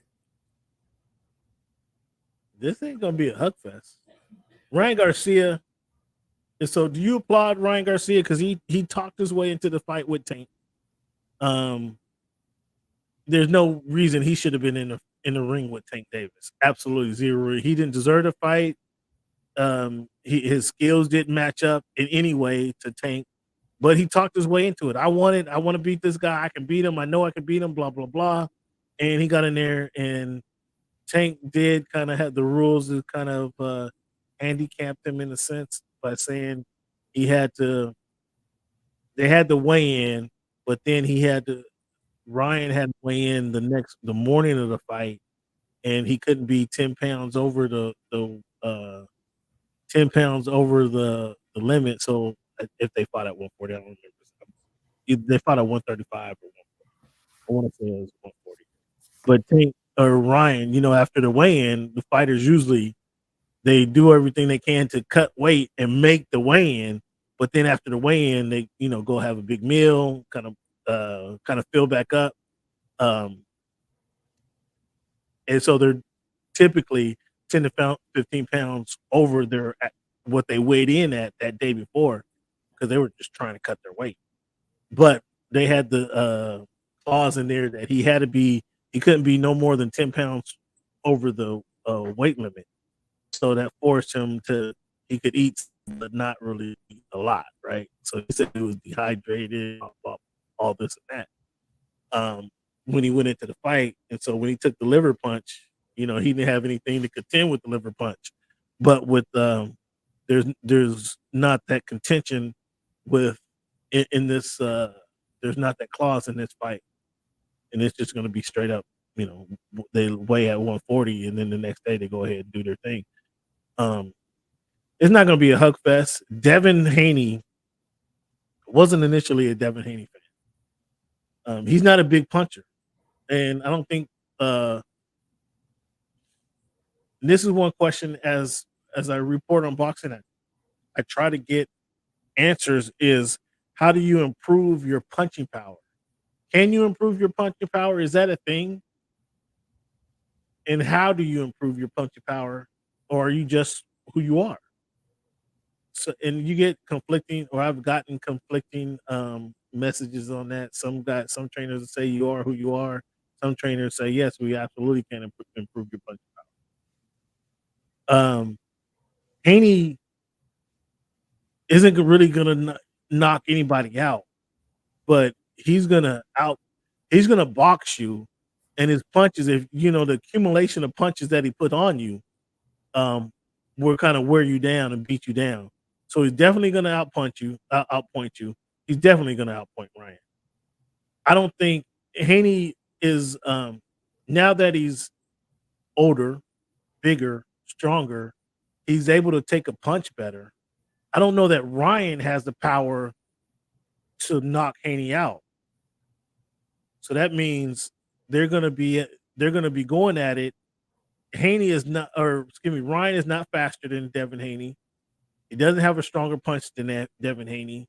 So if they just outpoint each other, Devin Haney is going to win, and he can end the fight in the late rounds, 8th, 9th, 10th, because his punching power is the accumulation of power that he puts on him is going to weigh on him more. I don't see. The only way Ryan can win this fight is Devin Haney doesn't come in this fight prepared. That's really the only way he can win this fight. Again, as I mentioned, he doesn't have the punching power. He's not faster than him. So it's unlikely that he's going to be able to. If they go toe for toe, it's unlikely that he's going to outlast him. So I don't know. That's my synopsis of the fight. What's your synopsis of the fight? If you get him. Again, as I said, I'm not really impressed with either one of those two fighters. They're so names for me. I mean, Devin Haney a little bit bigger than Garcia. Haney's a two-time yeah, champ. I'm just champ. From my perspective, he's a two-division champ. I mean, I don't know what does he have to do to gain your respect? Average person does not know who Devin Haney is, so he's not a big name. Casual boxing. More people probably actually know who Ryan Garcia is than Devin Haney, even though Devin Haney has more belts. I'm not really overly curious as to who wins this fight. It's on to the next fight. Somebody's got to win. So I'm assuming it's going to be Haney. I don't think the fight's going to be particularly entertaining, but we shall see. The later rounds will be most entertaining. The later rounds, they're going to be posturing for 3 to 4 rounds, because Ryan's not going to want to get touched, and he's not going to be able to touch Haney. And I mean, this is where casual fans, man, how do you not know the 2-division champion? Like if you don't know who the 2-division champion, that's don't tune into the fight. That's about as best I can say it. Don't tune into the fight if you're not familiar with Devin Haney.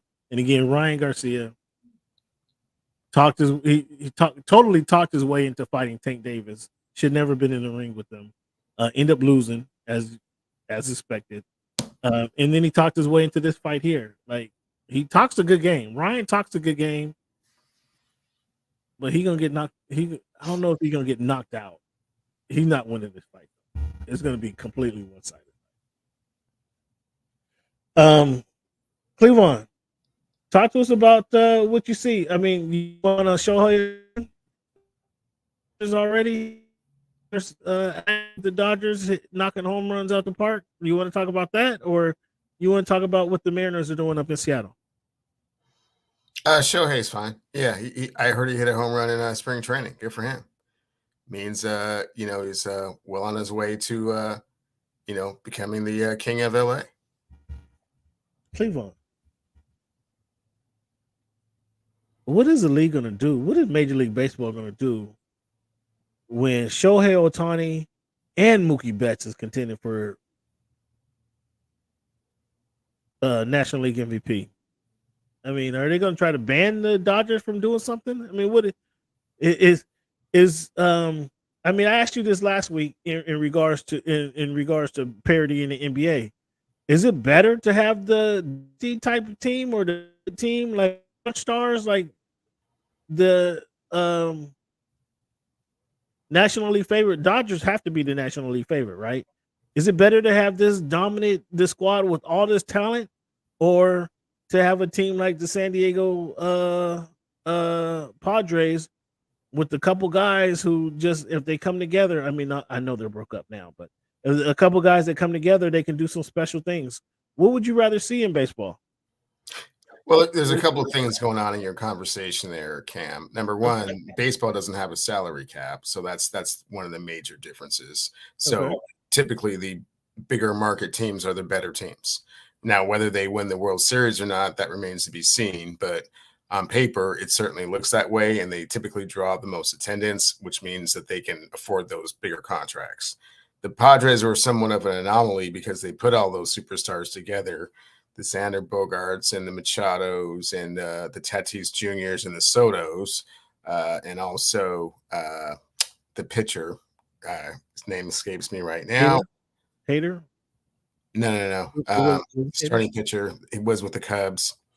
It'll come to me. But yeah, so they were way over payroll given the size of the market that they were in, which is why they had to get rid of Soto and kind of take it down at least one superstar. So the fact that the Dodgers are doing this is, it's actually good for baseball. More eyes on them, more people are familiar with that franchise, and small market teams are, unfortunately they can't compete financially. So this is the fallout of that. Okay, so you explain kind of the positioning of Major League Baseball, but is this what you would rather see? Would you rather see the one dominant team or obviously it's the season hasn't started. The advantage of that is that you have a preconceived notion and kind of somewhat of a foregone conclusion as to who you think is going to win. So if they don't, then yeah, it's absolute suspense and intrigue. But yeah, going into the season, they should win. So yeah, if you have kind of someone that everyone else is trying to chase and follow, then absolutely. Who would contend with these guys? Who's in contention? Who's the other chiming in? Thank you, Darvish. Thank you.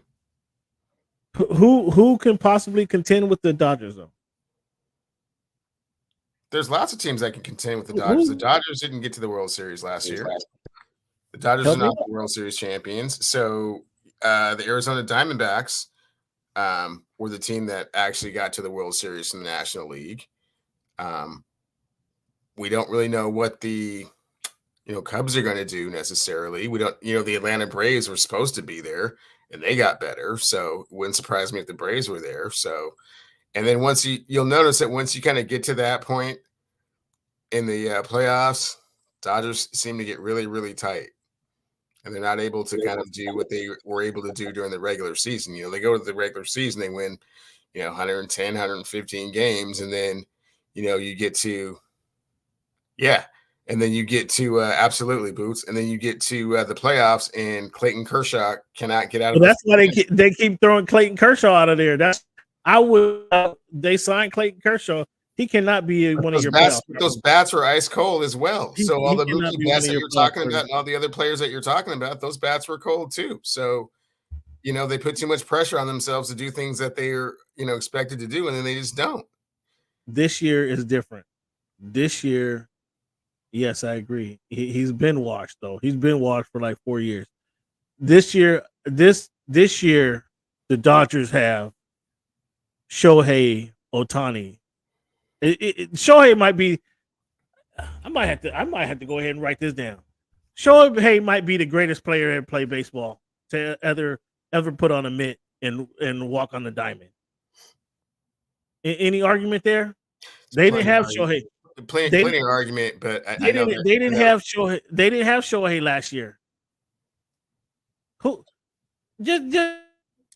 What is your question, man? You're asking a question and you're saying something at the same time. Which one are you doing? You're asking me a question and you're saying something. I was saying Shohei might be the greatest player ever. Okay. That's number one. So my next, who you say no, but who has won?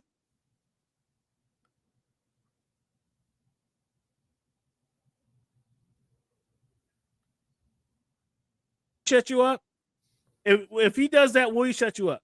If he wins MVP in American League, two-time American League, two-time American League champion, MVP, and if he wins one MVP in the National League, will he shut you up then?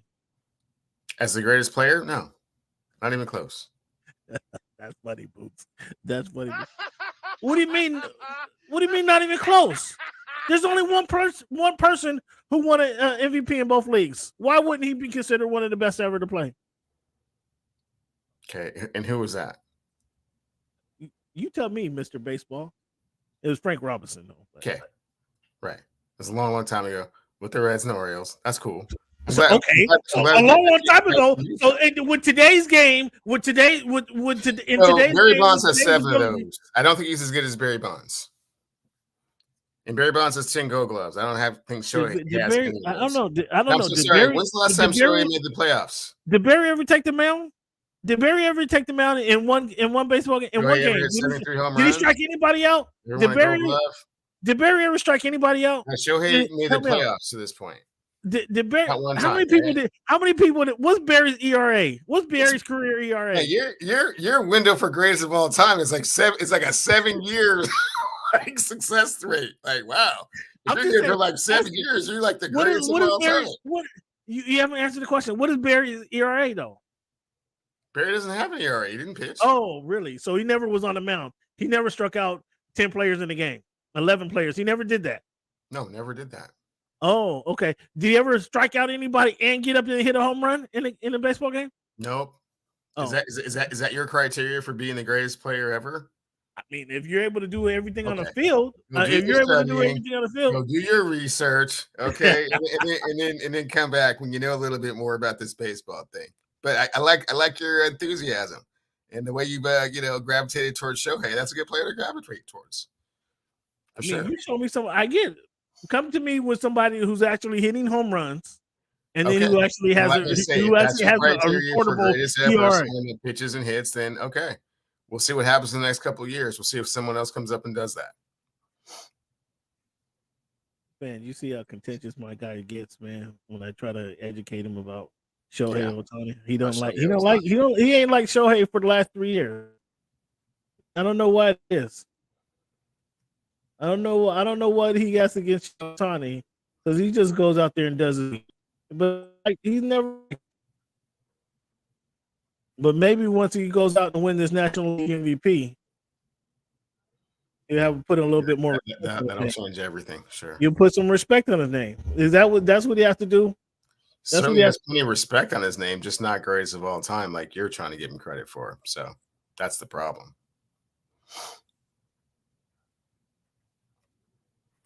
Fans, I want to thank you guys for tuning in. Give yourself a round of applause. Shout out to all you fans tuning in across the globe, wherever you are, however you're watching the show. We appreciate you guys. Like I say, each and every time. Thanks, Boots. Thanks, Boots. Go Cubs. Again, however you're watching the show, wherever you're watching the show at, we appreciate it, fans. Want to encourage you to, if you like what we're doing, tell a friend about the show. Again, nobody else is leading the show with a numbers game, jogging your mind about memorable players in sports. Nobody else is giving you this week in history, some historical facts that you can take home and win your, I say win the water cooler argument, but we established not many people going to the water cooler these days.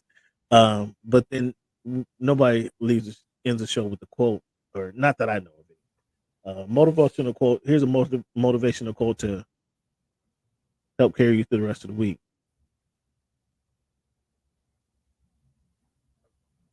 He who knows others is wise. He who knows himself is enlightened. Lao Tzu. He who knows others is wise, Cleavon. He who knows himself is enlightened. Mr. Lao Tzu. Once again, fans, thank you guys for tuning into the Voice of the Fans podcast. This is something exclusive that we're doing for you guys.